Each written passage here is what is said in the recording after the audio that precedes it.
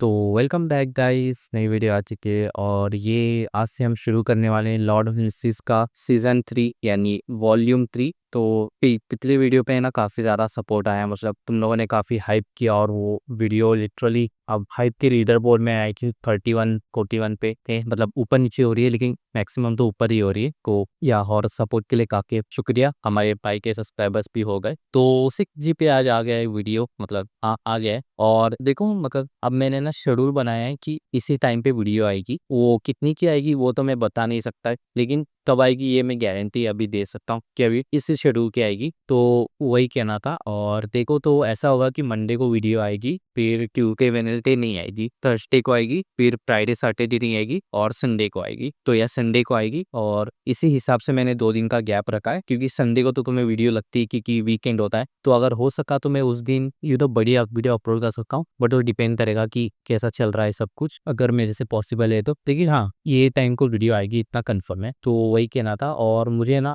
एक और बात कहनी थी कि अभी जो मैंने ये सीजन 3 शुरू हो चुका है, तो तुम बताना मुझे कैसी लग रही है वीडियो, और या देखेंगे अभी और क्या हो सकता है। बस सपोर्ट के लिए थैंक यू, तुम लोगों ने बहुत सपोर्ट दिखाया। और अभी है ना मैंने 4 मिनट का एक सिनॉप्सिस बनाया है, यानी सीजन 2 में ना जो कुछ भी हुआ था। तो अगर कुछ लोगों को चाहिए कि भाई सीजन 2 में कुछ क्या हुआ था हम भूल चुके हैं या ऐसा कुछ तो होगा, तो उन लोगों के लिए ना मैंने 4 मिनट का सिनॉप्सिस बनाया है। अभी ये मेरा वॉइस ओवर होने के बाद तुम्हें दिख जाएगा, तो वो एक बार देख लेना क्योंकि इंपॉर्टेंट है आई थिंक। तो उसके बारे ना बाकी तो वीडियो ही है टेल हंटे की, वो वही देख लेना। और कुछ नहीं, बस इतना ही कहना था। थैंक्स फॉर द सपोर्ट और एंजॉय द वीडियो। तो पिछले सीजन में यानी कि फेसलेस आर्क में हमने देखा कि क्लेन ने अपनी पुरानी लाइफ को पीछे छोड़कर बैकलैंड शहर में एकदम नई आइडेंटिटी अपना ली थी, और नाम भी कैनो शर्लॉक मोरियार्टी।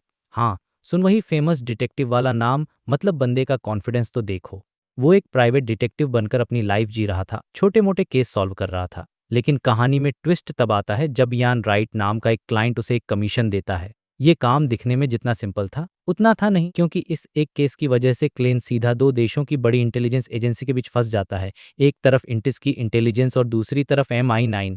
सिचुएशन ये थी कि अब वो सिर्फ एक छोटा मोटा डिटेक्टिव नहीं था, बल्कि एक खतरनाक कॉन्स्पिरेसी का हिस्सा बन चुका था। अब ऐसे खतरनाक दुश्मनों से डील करने के लिए उसे पावरफुल लोगों की जरूरत थी, राइट? तो क्लेन ने शेरन नाम की एक लड़की को 3 दिनों के लिए अपना बॉडीगार्ड हायर किया। और ये कोई नॉर्मल बॉडीगार्ड नहीं थी, उसके पास अपनी अलग ही पावर्स थीं। और इसी पार्टनरशिप का रिजल्ट ये हुआ कि क्लेन ने शेरन की हेल्प से अपने एक बड़े दुश्मन रोसागो को मार गिराया। ये विक्ट्री बहुत बड़ी थी, क्योंकि रोसागो को मारने के बाद क्लेन को फुल पाथवे के सीक्वेंस 7 से लेकर सीक्वेंस 5 तक के पोषण फॉर्मूलाज हाथ लग गए थे। ये एक तरह से फ्यूचर पावर अप का पूरा रोड मैप था, और यहीं से क्लेन की पावर जर्नी नेक्स्ट लेवल पर जाने वाली थी। इसके बाद कहानी और भी डार्क हो जाती है।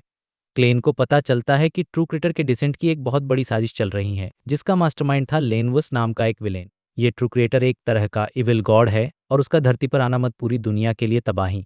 क्लेन ने तुरंत मिस जस्टिस के जरिए church of the Evernight goddess को इस खतरे के बारे में इन्फॉर्म करवाया, क्योंकि वो अकेला इस सिचुएशन को हैंडल नहीं कर सकता था। हालांकि लेनवस बहुत चालाक था और सीवर के रास्ते भागने में कामयाब हो गया, लेकिन क्लेन का रिवेंज अभी बाकी था, और उसने अपना बदला पूरा किया और लेनवस को ट्रैक करके मार डाला। ये उसके रिवेंज प्लान का पार्ट 1 जो सक्सेसफुली पूरा हुआ। इन सब घटनाओं के बाद क्लेन ने ज़्यादा टाइम वेस्ट नहीं किया और जल्द ही सीक्वेंस 7 मैजिशियन में एडवांस हो गया। और मैजिशियन बनते ही उसने अपना पहला बड़ा मैजिक शो दिखाया। उसने रोजेल मेमोरियल एग्जीबिशन से ब्लैक एम्पर कार्ड चुरा लिया, जो कि एक कार्ड ऑफ ब्लेस्फेमी था। ये कोई मामूली कार्ड नहीं था, इसमें ज़बरदस्त पावर छिपी थी, और इसको चुराना मौत को दावत देने जैसा था। पर अपने क्लेन ने ये कर दिखाया।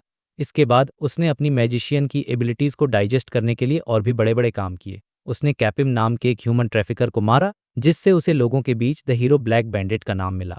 ऐसे ही ग्रैंड परफॉर्मेंस करके उसने मैजिशियन पोशन को सक्सेसफुली डाइजेस्ट कर लिया और सीक्वेंस 6 फेसलेस बनने के लिए तैयार हो गया। लेकिन उसकी एक गलती ने टैरो ऑर्गेनाइजेशन को अथॉरिटीज़ की नज़रों में ला दिया था। वो हर सीन पर टैरो कार्ड्स छोड़ आता था, जिससे एक मिस्टीरियस ऑर्गेनाइजेशन के होने का शक गहरा गया था। और जब लग रहा था कि चीज़ें शांत हो रही हैं, तभी कहानी में उसके सबसे बड़े दुश्मन इंस ज़ेंगविल की फिर से एंट्री होती है। क्लेन को पता चलता है कि इंस ज़ेंगविल ट्रिसी चीक नाम की किसी लड़की को ढूंढ रहा है, और इसके पीछे ज़रूर कोई खतरनाक प्लान था। क्लेन ने से मिस जस्टिस के जरिए चर्च को इन्फॉर्म किया और खुद उस जगह पहुंचा जहां ट्रू क्रिएटर के डिसेंट का एक और रिचुअल चल रहा था। वहां उसकी टक्कर मिस्टर से हुई, जो कि एक बहुत ही पावरफुल दुश्मन था। सच कहूं तो क्लेन वहां से बच नहीं पाता। लेकिन उसकी किस्मत बहुत अच्छी थी और उसे 01 से में यानी एंजल ऑफ कंसीलमेंट की मदद मिल गई, जिससे वो जैसे तैसे करके वहां से जिंदा बच निकला। लेकिन बैकलैंड शहर किस्मत इतनी अच्छी नहीं थी। उसी वक्त लेडी डेस्पेयर ने पूरे शहर में प्लेग वाला स्मॉग फैला दिया था, जिसे द ग्रेट स्मॉग ऑफ बैकलैंड कहा गया। इसकी वजह से ईस्ट बोरो में 21,000 से भी ज्यादा लोग मारे गए। ये एक बहुत बड़ा डिजास्टर था और क्लेन को शक था कि ये सिर्फ एक हादसा नहीं, बल्कि रॉयल फैमिली और मिलिट्री फैक्शन की मिलीभगत से किया गया एक बहुत बड़ा प्लॉट था, जिसके पीछे का मकसद किसी को नहीं पता था। मुझे लगता है कि यहीं से स्टोरी का सबसे बड़ा पॉलिटिकल थ्रिलर वाला एंगल शुरू होता है। इस सब के बाद जब नया साल शुरू हुआ, क्लेन ने अपनी शर्लॉक मोरियार्टी वाली पहचान भी छोड़ दी। उसने एक बार फिर अपनी आइडेंटिटी बदली, क्योंकि बैकलैंड अब उसके लिए सेफ नहीं था। उसका अगला मिशन था सोनिया सी की तरफ जाना, जहां उसे मरमेड्स के निशान ढूंढने थे, और ये वो इसलिए कर रहा था ताकि वो सीक्वेंस 5 मैरियोनेटिस्ट के लिए एडवांस कर सके। तो अब कहानी एक नए समंदर, नए रहस्यों और एक नई पावर की तरफ बढ़ रही थी, और यहीं पर सीजन 2 का एंड होता है। तो भाई, चैप्टर 483 की शुरुआत होती है हमारे हीरो क्लेन के साथ, जो अब बैकलैंड के उस खतरनाक माहौल से बहुत दूर प्रिट्स हार्बर में है। खिड़की के बाहर अंधेरा था, लेकिन ये वो डरावना फॉग नहीं था जिसकी उसे आदत हो चुकी थी। यहाँ तो समुद्र की ठंडी हवाएं सब कुछ साफ कर देती थीं। क्लेन एक लाइट वेस्ट और व्हाइट शर्ट पहने बाहर की दुनिया देख रहा था, लेकिन फिर अपनी पॉकेट वॉच देखकर उसे याद आया कि उसे एक जरूरी काम करना है। तो भाई, वो अपनी टेबल पर बैठता है, एक फाउंटेन पेन उठाता है और एक लेटर लिखना शुरू करता है। और ये लेटर वो लिख रहा है अपने मेंटर मिस्टर जिक को। इस लेटर में वो बहुत ही इमोशनल तरीके से बताता है कि बैकलैंड में पिछले कुछ तबाही मची थी, और वो सोचता है कि अगर हम दोनों आम इंसान होते तो शायद अब तक हमें क्रेमेटोरियम ले जाया जा चुका होता। ये लाइन काफी डीप थी। ये दिखाती है कि बियॉन्डर होना सिर्फ पावर नहीं, बल्कि एक सर्वाइवल का चांस भी है। खैर, लेटर में आगे वो बताता है कि फाइनली उसने वो चीजें वापस हासिल कर ली हैं जो उसकी थीं, जिसमें वो कार्ड ऑफ ब्लेस्फेमी भी शामिल है जो उसने मिस्टर अजिक को प्रॉमिस किया था। लेकिन कहानी में ट्विस्ट यहाँ आता है, क्लेन उस कार्ड के साथ एक और चीज भेज रहा है, एक कॉपर विस्ल। और वो बताता है कि ये विसल उसे एक ऐसे बूढ़े आदमी से मिली थी जो अपने ताबूत से बाहर निकला था। अब सोचो, ये डिस्क्रिप्शन तो हुबहू मिस्टर अजिक जैसा ही है, जो खुद अपनी यादें खो चुके हर एक तरह से अनडेड हैं। क्लेन को शक है कि इस विसल का असली मालिक न्यूमिनस एपिस्कोपेट का मेंबर है, वही कई कल्ट जो डेथ को वापस जिंदा करने की कोशिश कर रहा है। ये एक बहुत बड़ा क्लू था, क्योंकि इससे मिस्टर अजिक के पास्ट और इस खतरनाक कल्ट के बीच कोई कनेक्शन हो सकता है, और यही जानने के लिए क्लेन ये विसल उन्हें भेज रहा है। लेटर खत्म करने के बाद क्लेन उस लिफाफे में कार्ड और विसल डालता है, और फिर मिस्टर अजिक की दी हुई विसल बजाकर मैसेंजर को बुलाता है। मैसेंजर वही 4 मीटर लंबा हड्डियों का ढांचा था, जिसकी आंखों में काली आग जल रही थी, और वो चुपचाप लेटर लेकर जमीन में गायब हो गया। इस सीन के बाद क्लेन का फोकस जाता है टेबल पर रखे एक आइडेंटिफिकेशन कार्ड पर। यह उसकी नई पहचान थी। उसने ये आइडेंटिटी शैरोन की मदद से बनवाई थी, और अब वो क्लेन मोरेटिनेल की एक बाउंटी हंटर था, एक ऐसा पागल जो अमीर बनने के लिए समुद्र में एडवेंचर करने निकला है। और उसने अपना नया नाम रखा जर्मन स्पैरो। ये नाम आगे चलकर बहुत बहुत ज़्यादा फेमस होने वाला है। ये एक नए कैरेक्टर आर्क की शुरुआत थी, एक हंटर की जो अंधेरे में बुराई का शिकार करेगा। अब अपनी नई पहचान के साथ क्लेन सीधा जाता है अपनी सीक्रेट जगह ग्रेप हॉक के ऊपर। टैरो गैदरिंग में अभी थोड़ा टाइम था, तो उसने सोचा क्यों न एक जरूरी काम निपटा लिया जाए। उसने क्रीपिंग हंगर ग्लव पहना और उसमें फंसी एक फेसलेस की आत्मा को बाहर निकालने की कोशिश की। रियल वर्ल्ड में तो ये ग्लव उस आत्मा को खाकर बियॉन्डर कैरेक्टरिस्टिक उगल देता, लेकिन ग्रे फॉग के ऊपर मिस्टर फूल के सामने उसकी नहीं हिम्मत नहीं थी, तो आत्मा आसानी से बाहर आ गई। वो एक धुंधले चेहरे वाले आदमी की आत्मा थी जो काफी दर्द में लग रही थी। क्लेन ने उस आत्मा से सीधा सवाल पूछा, जिंदा मरमेड्स कहाँ मिलेंगी? ये सवाल इसलिए जरूरी था क्योंकि क्लेन को अपने अगले सीक्वेंस मैरियोनेटिस्ट बनने के लिए मरमेड की जरूरत थी। आत्मा ने जवाब दिया कि तुम्हें गार्गस आर्किपेलागो से सोनिया सी की तरफ हफ्ते का सफर करना होगा। मतलब ये फेसलेस भी एडवांसमेंट के लिए मरमेड ढूंढने निकला था, लेकिन रास्ते में वाइस एडमिरल हरिकेन के हाथों मारा गया। फिर क्लेन ने एक और जरूरी सवाल पूछा, तुम किस ऑर्गेनाइजेशन से थे और तुम्हें पोषण फॉर्मूला कहाँ से मिला? इस सवाल पर वो आत्मा कांपने लगी, और फिर उसने धीरे से कहा, द सीक्रेट ऑर्डर। ये सुनकर क्लेन हैरान हो गया। सीक्रेट ऑर्डर तो खुद मरमेड्स पालते हैं, तो इसे बाहर जाने की क्या जरूरत थी? फिर उसने पूछा, क्या तुमने एक अपने लीडर जराटुल को देखा है? ये नाम सुनते ही वो आत्मा बुरी तरह डर गई और चिल्लाकर देखा है, वो एक कभी न मरने वाला मॉन्स्टर है। ये बोलते बोलते उसकी आत्मा गायब होने लगी, लेकिन जाने से पहले क्लेन ने आखिरी सवाल पूछा, सीयर पाथवे के हाई सीक्वेंस फॉर्मूला कहाँ मिल सकते हैं? और आत्मा ने जवाब दिया, church of Evernight, cathedral of serenity. ये एक बहुत बड़ा खुलासा था। जिस चर्च के लिए क्लेन ने काम किया था, उसी के हेडक्वार्टर में सीयर पाथवे के सबसे बड़े राज दफन थे। इसके बाद फेसलेस की आत्मा को पूरी तरह से मुक्ति मिल गई, और क्लेन के ग्लव पर एक डार्क ग्रीन जेली जैसा बियॉन्डर कैरेक्टरिस्टिक बन गया। क्लेन ने सोचा कि वो इसे द हैंगमैन के जरिए बेच देगा, क्योंकि उसे पैसों की सख्त जरूरत थी, और पैसों की हालत सच में बहुत खराब थी। नई पहचान के लिए 8 पाउंड, नए कपड़ों और सामान के 12 पाउंड, सब मिलाकर उसका वॉलेट लगभग खाली हो चुका था। उसके पास सिर्फ 5 पाउंड 5 गोल्ड कॉइन बचे थे और आगे के सफर का टिकट 4 पाउंड का था, वो भी थर्ड क्लास का। सोचो, एक सीक्वेंस 6 का पावरफुल बियॉन्डर और उसकी ऐसी हालत, ये चीज उस कैरेक्टर को काफी रिलेटेबल बनाती है। उसे उम्मीद थी कि फेसलेस कैरेक्टरिस्टिक बेचकर उसे 3 से 4 हजार पाउंड मिल जाएंगे, जिससे वो अपना सफर और आगे की तैयारी कर सकेगा। खैर, इन सब के बाद फाइनली टरो गैदरिंग का टाइम हो गया। जैसे ही सब इकट्ठा हुए, मैजिशियन फोर्स ने देखा कि इस बार 3 नए मेंबर्स हैं, लेकिन उसका ध्यान इस पर नहीं था। उसका दिमाग तो पिछले हफ्ते बैकलैंड में हुए स्मॉग और प्लेग वाले इंसिडेंट पर अटका हुआ था। उसे अच्छी तरह याद था कि कैसे द वर्ल्ड ने उसे और मिस जस्टिस को वार्न किया था, और मिस्टर फूल ने भी कंफर्म किया था कि प्रिंस एडेसा किस प्रॉब्लम के सेंटर में है। और फिर न्यूज में आया कि प्रिंस की भी उसी स्मॉग में मौत हो गई। सब कुछ सच हो गया। फोर्स को अब जाकर एहसास हुआ कि टैरो क्लब का मेंबर होने का मतलब क्या है। वो एक सीक्वेंस 9 होकर भी ऐसी खतरनाक चीजों में हो गई थी, जिसमें एक शहर, एक प्रिंस और हजारों जानें शामिल थीं। वो डरी हुई थी और तभी मिस जस्टिस की आवाज गूंजती है, गुड आफ्टरनून मिस्टर फूल। और फिर वो कहती है, आपने बैकलैंड को एक बार फिर बचा लिया। ये सुनकर नया मेंबर द मून यानी एमलिन एकदम ब्लैंक हो जाता है कि क्या हूँ, मुझे कब बचाया गया। और इसी कंफ्यूजन के साथ ये चैप्टर यहीं खत्म हो जाता है, जो आगे की कहानी के लिए एक जबरदस्त सस्पेंस क्रिएट करता है। तो भाई, टैरो क्लब की एक और मीटिंग शुरू हो चुकी है और माहौल एकदम गर्म है।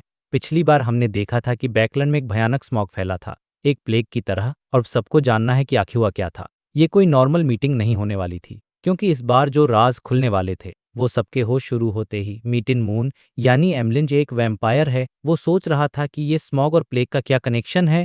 उसको लगा था कि ये किसी डिमोनिस ऑफ डेस्पेयर का काम है जो एडवांस होने की कोशिश कर रही थी, और उसे ये भी पता था कि चर्च ऑफ स्टॉर्म्स ने एक हरिकेन बनाकर सब कुछ साफ कर दिया था। तो फिर फूल ने बैकलैंड को कैसे बचाया?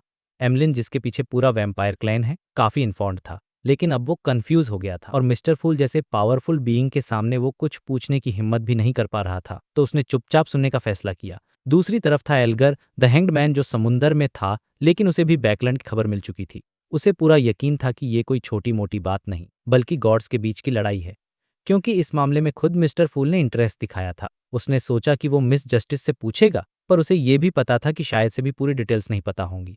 एल्गर ने द सन की तरफ देखा और उसे शांत देखकर समझ गया कि सिटी ऑफ सिल्वर की टीम अपनी उस रिपीट होने वाली किस्मत से बाहर निकल चुकी है। ये देखकर उसे थोड़ी तसल्ली हुई। अब आती है हमारी मिस जस्टिस ऑड्रे की बारी। उसने भी द सन का रिएक्शन देखकर अंदाजा लगा लिया था कि ऑपरेशन सक्सेसफुल रहा। उसने सबसे पहले मिस्टर फूल को झुककर थैंक यू कहा, और फिर उसने द वर्ल्ड को थैंक्स बोला। याद है ना, द वर्ल्ड क्लेन का ही पपेट है, और उसी ने ऑड्रे को पहले ही वार्निंग दी थी।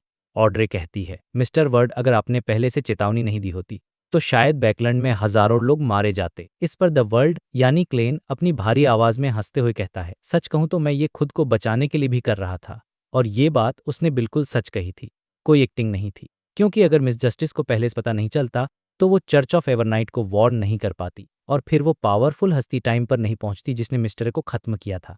अगर ऐसा होता तो शायद क्लेन खुद भी नहीं बच पाता। मिस्टर उसे सच में खा जाता और उसके रिवाइव होने का कोई चांस नहीं होता। इसके बाद क्लेन एज फूल अपनी कुर्सी पर आराम से बैठता है और स्माइल करके कहता है, मैंने तो बस थोड़ी सी मदद की थी।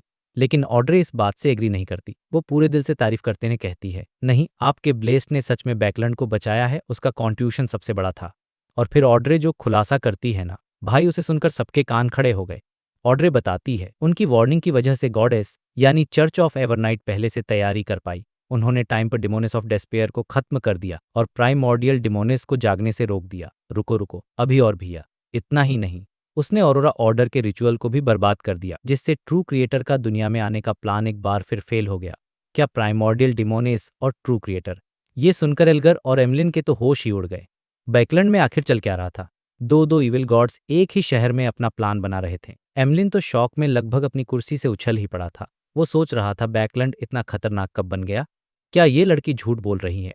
लेकिन मिस्टर फूल के सामने कोई झूठ कैसे बोल सकता है? क्या मिस्टर फूल ने एक साथ दो इविल गॉड से पंगा ले लिया? क्या वो सच में किसी असली गॉड के अवतार हैं? एमलिन का दिल जोर जोर से धड़कने लगा था। एल्गर भी अंदर से हिल गया था। उसे यकीन हो गया था कि ये इवेंट सच में इतना बड़ा था कि मिस्टर फूल को इन्वॉल्व होना पड़ा। लेकिन वो ये भी सोच रहा था कि मिस्टर को इविल गॉड्स के प्लान को बर्बाद करके क्या फायदा मिला होगा। उधर फोर्स द मैजिशियन भी डरी हुई थी। उसे एहसास हो कि जिस भयानक स्मॉग ने हजारों लोगों की जान ली, उसके पीछे का सच तो और भी ज्यादा डरावना था। वो सोचने लगी, अगर ये सब टाइम पर नहीं रोका जाता तो पूरा बैकलैंड तबाह हो जाता और मैं और मेरी दोस्त जियो भी नहीं बचते। इस एक मोमेंट ने सबको ये रियलाइज करा दिया था कि उनकी शांत दिखने वाली जिंदगी कितनी नाजुक है। ये पूरी दुनिया, पूरा इंसानी समाज सिर्फ गॉड्स के बीच एक बैलेंस पर टिका हुआ है और ये बहुत ज्यादा कमजोर है। कभी भी कुछ भी हो सकता है। ये सब सुनकर क्लेन को काफी अच्छा लगा कि कोई तो है जो उसके काम को जानता है और याद रखता है। उसने स्माइल करते हुए कहा, लेकिन अफसोस, इस वजह से उसे कुछ समय के लिए बैकलैंड से दूर रहना पड़ेगा। ये सुनकर ऑड्रे फिर से खड़ी हुई और झुककर बोली, प्लीज मेरी तरफ से उन्हें थैंक यू जरूर कहिएगा। इसके बाद ऑड्रे बताती है कि बैकलैंड में चल रही सफाई की वजह से वो इस हफ्ते रोसेल की डायरी के पेज नहीं ला पाई। इस पर क्लेन बस नॉर्मल टोन में ठीक है कहता है। लेकिन तभी फॉर्स बोलती है, ऑनरेबल मिस्टर फूल, मुझे रोसेल की डायरी के 3 पेज मिले हैं। ये सुनकर क्लेन खुश हो जाता है। वो सोचता है, बढ़िया, जितने ज्यादा मेंबर्स उतने ज्यादा चैनल्स, चीजें कितनी जल्दी आगे बढ़ रही हैं।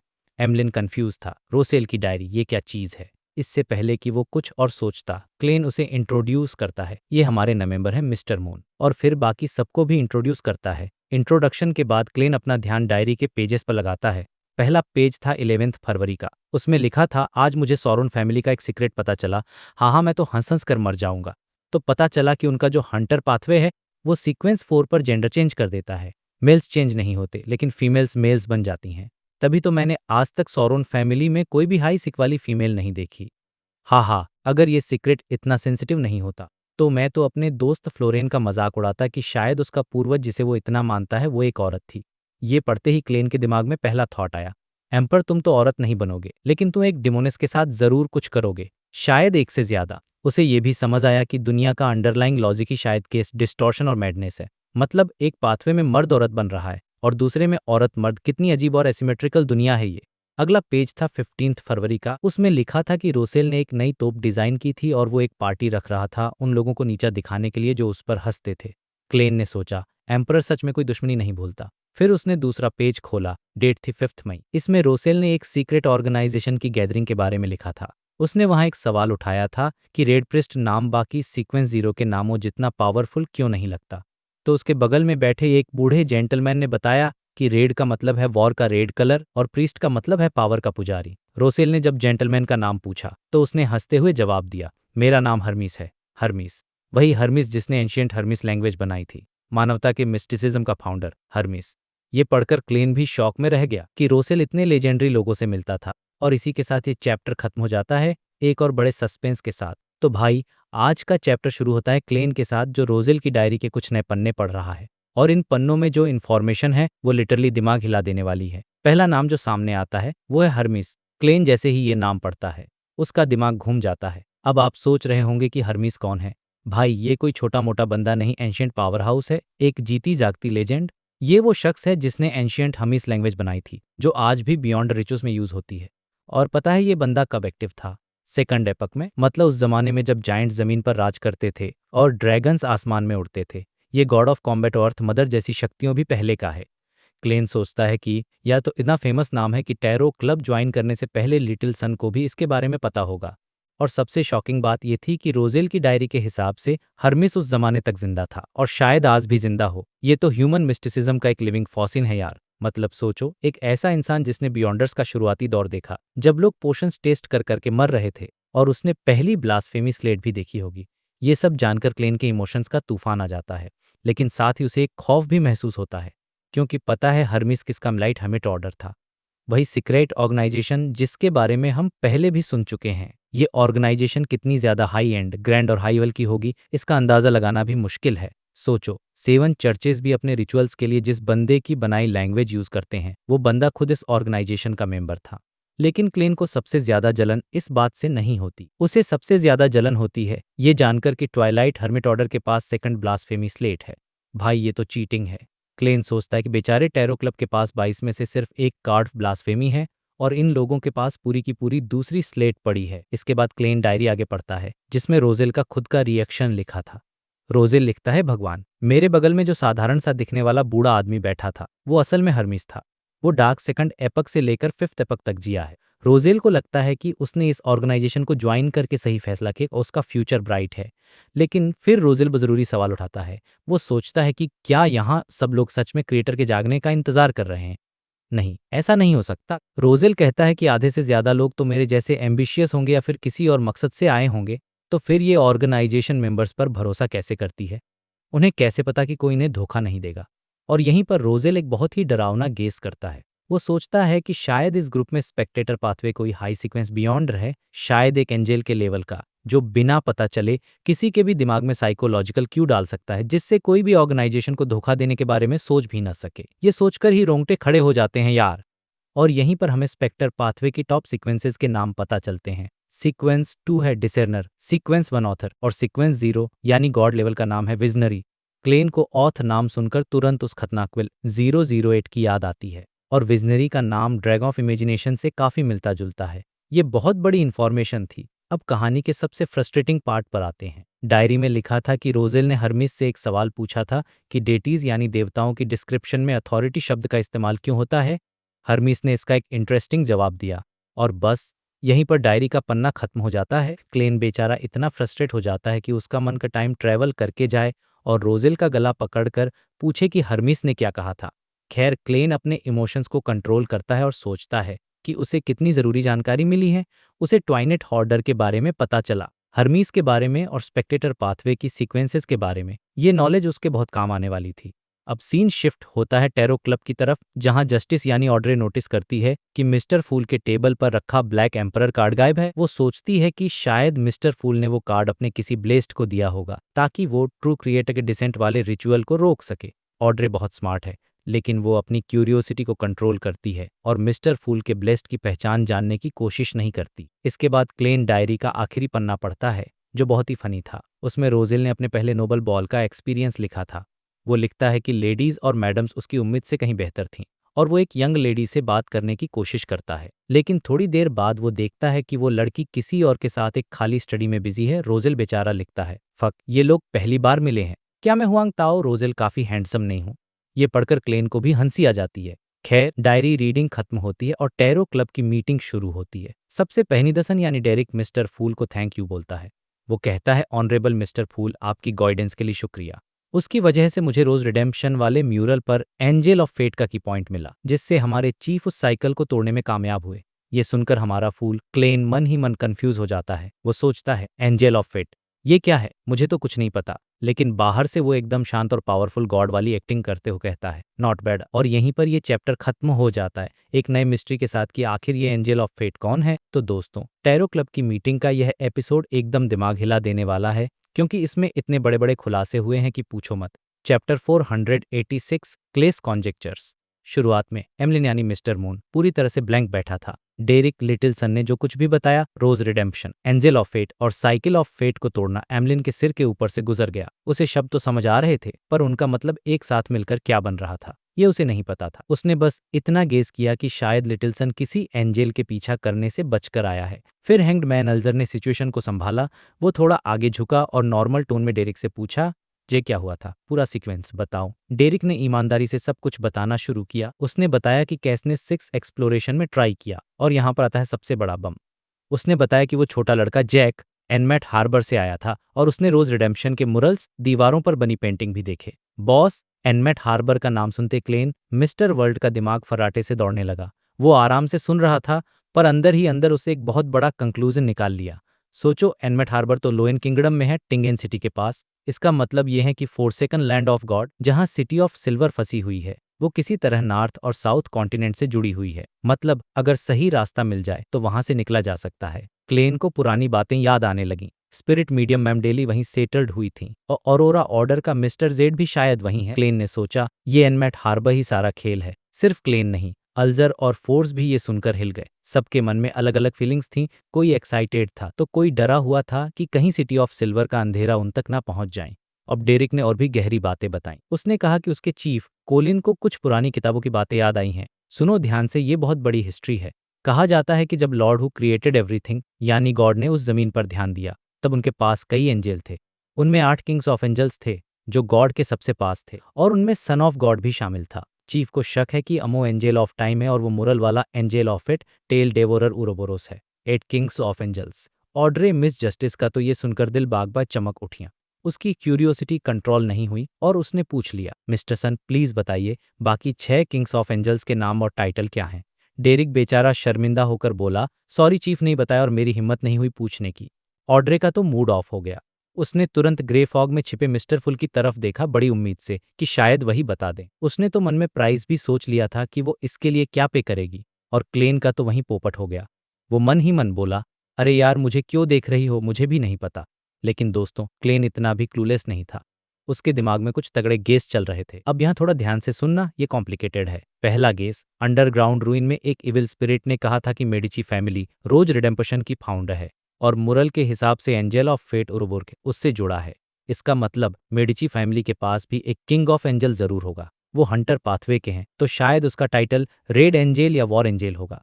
गाइस पाथवे मतलब मैजिक की कैटेगरी। दूसरा गेस, अगर अमोनसन गॉड और किंग ऑफ एंजल है तो एडम भी हो सकता है। तीसरा गेस, और ये सबसे इंटरेस्टिंग है, क्लेन ने ट्लाइटमेट ऑर्डर के बारे में सोचा। ये ऑर्डर फॉलन क्रिएटर के खिलाफ है जिसे रोज रिडेम्पशन पूछता है, तो हो सकता है इस ऑर्डर की शुरुआत उन बाकी बचे हुए किंग्स ऑफ एंजल्स ने की हो। रोसेल की डायरी के हिसाब से उस ऑर्डर में एक बहुत पावरफुल स्पेक्टर विजनरी पाथवे का एंजल है। क्लेन ने सोचा भाई सब कुछ कनेक्ट हो रहा है। क्लेन ने स्माइल करते हुए ऑड्रे से बस इतना कहा, फ्यूचर में तुम्हारा इनसे सामना होगा, और मन में सोचा जब मुझे पूरी इन्फो मिलेगी तब तुम्हें बेच दूंगा। ऑड्रे थोड़ी निराश होकर वापस बैठ गई और डेरिक को आगे बताने को कहा। अल्जर का दिमाग एक अलग ही लेवल पर चला गया। उसने एक बहुत ही खतरनाक बात सोची। थर्ड अपोच के आंखें में कुछ ऑर्थोडॉक्स गॉड्स थे। अगर हम अमोन और उरोबोरोस को मिला लें तो 8 हो गए।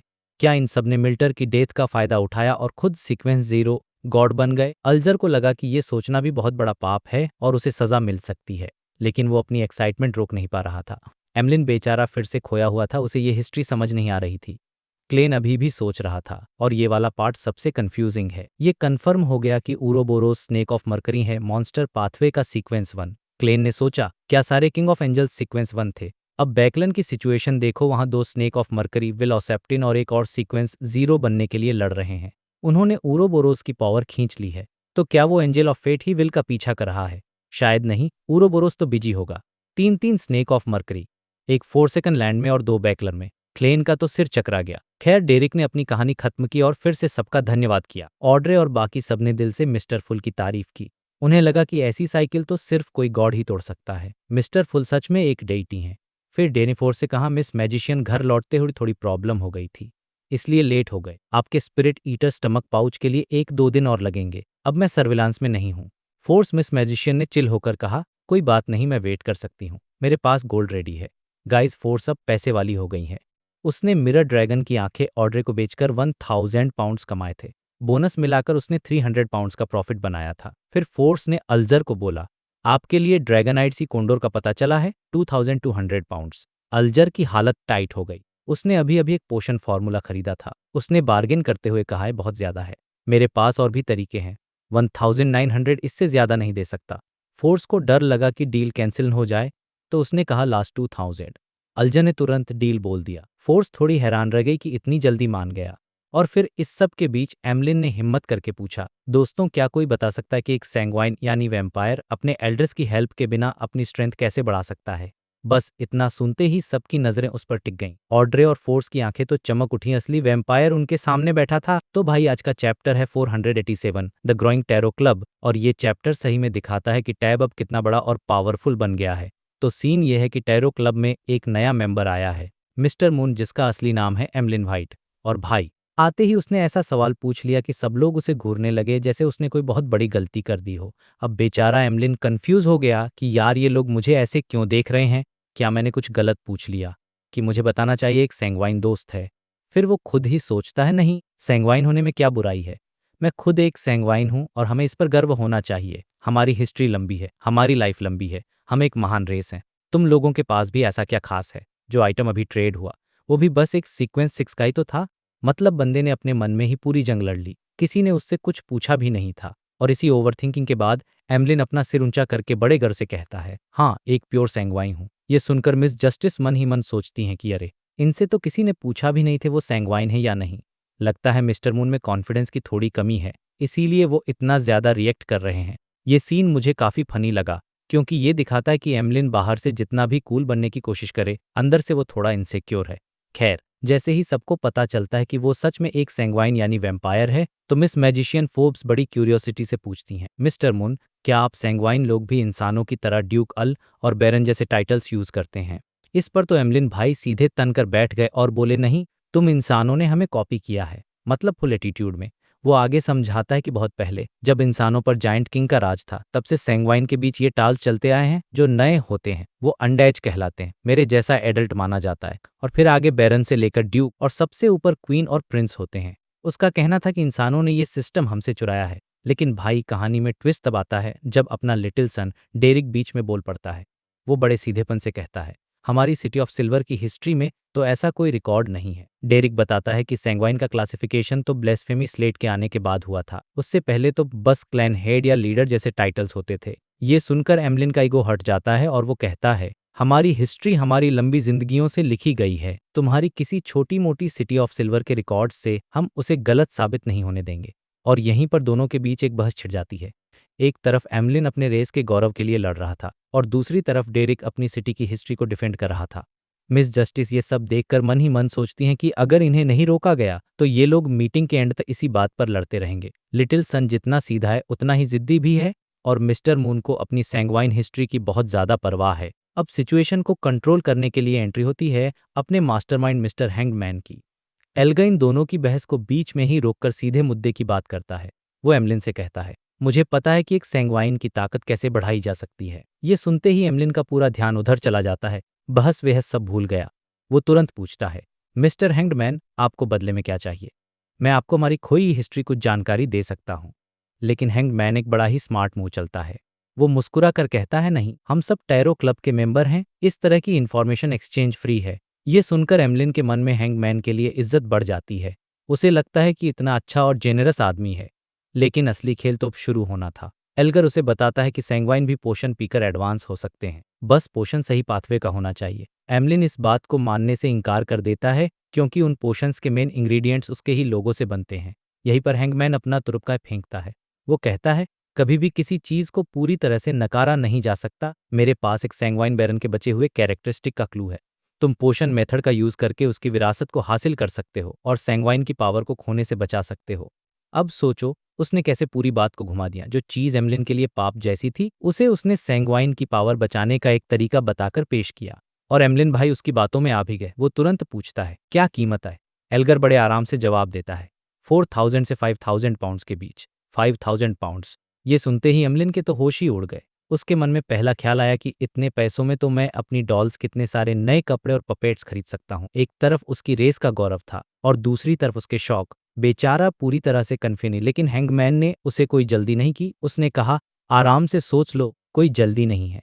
इसके बाद मिस जस्टिस पूछती हैं कि किसी के पास ट्री ऑफ एल्डर्स का फ्रूट और मिरर ड्रैगन के ब्लड की कोई खबर है? और इस बार एमलिन तुरंत जवाब देता है, हाँ मेरे पास है, क्योंकि उसने पहले भी एक डिटेक्टिव को इंग्रेडिएंट्स बेचकर अच्छा पैसा कमाया था, इसलिए वो ऐसी इन्फॉर्मेशन पर नज़र रखता था। वो बताता है कि फ्रूट 600 से 700 पाउंड्स का है और ब्लड 100 पाउंड से ज़्यादा का नहीं होगा। फिर वो कहता है कि उसे 100 पाउंड्स एक्स्ट्रा चाहिए, क्योंकि इसमें उसका टाइम और रिस्क दोनों लगेगा। मतलब बंदे ने शर्लक मोरियार्टी से बिजनेस करना अच्छे से सीख लिया था। और दूसरी तरफ थी अपनी अमीरजादी मिस जस्टिस। उन्होंने एक सेकंड भी नहीं सोचा और तुरंत बोली डील। उन्हें पता था कि वो मोलभाव कर सकती थीं, लेकिन उन्हें लगा कि कहीं डील कैंसिल न हो जाए। उनके लिए पैसा कोई बड़ी बात नहीं थी, एडवांस होना ज़्यादा ज़रूरी था। वो बताती हैं कि डील मिस्टर फुल को सेक्रीफाइस करके पूरी होगी, जिसे देखकर एमलिन हैरान रह जाता है। उसे पहली बार एहसास होता है कि टैरो क्लब किसी नॉर्मल सीक्रेट ऑर्गेनाइजेशन से कितना अलग और कितना ज्यादा पावरफुल है। ये सब देखकर क्लेन जो फूल बना बैठा था, मन ही मन बहुत खुश हुआ है। वो देखता है कि कैसे टैरो क्लब एक प्रॉपर नेटवर्क बन चुका है, जहां हर मेंबर के पास अपने यूनिक रिसोर्सेस और कनेक्शंस हैं। मिस जस्टिस के पास पैसा और साइकोलॉजी एल्केमिस्ट का नेटवर्क है। हैंग्ड मैन के पास चर्च ऑफ स्टॉर्म्स और समंदर के रिसोर्सेस हैं। लिटिल सन के पास सिटी ऑफ सिल्वर की जानकारी है, और अब मिस्टर मून के आने से सैंग्वाइन का कनेक्शन भी जुड़ गया है।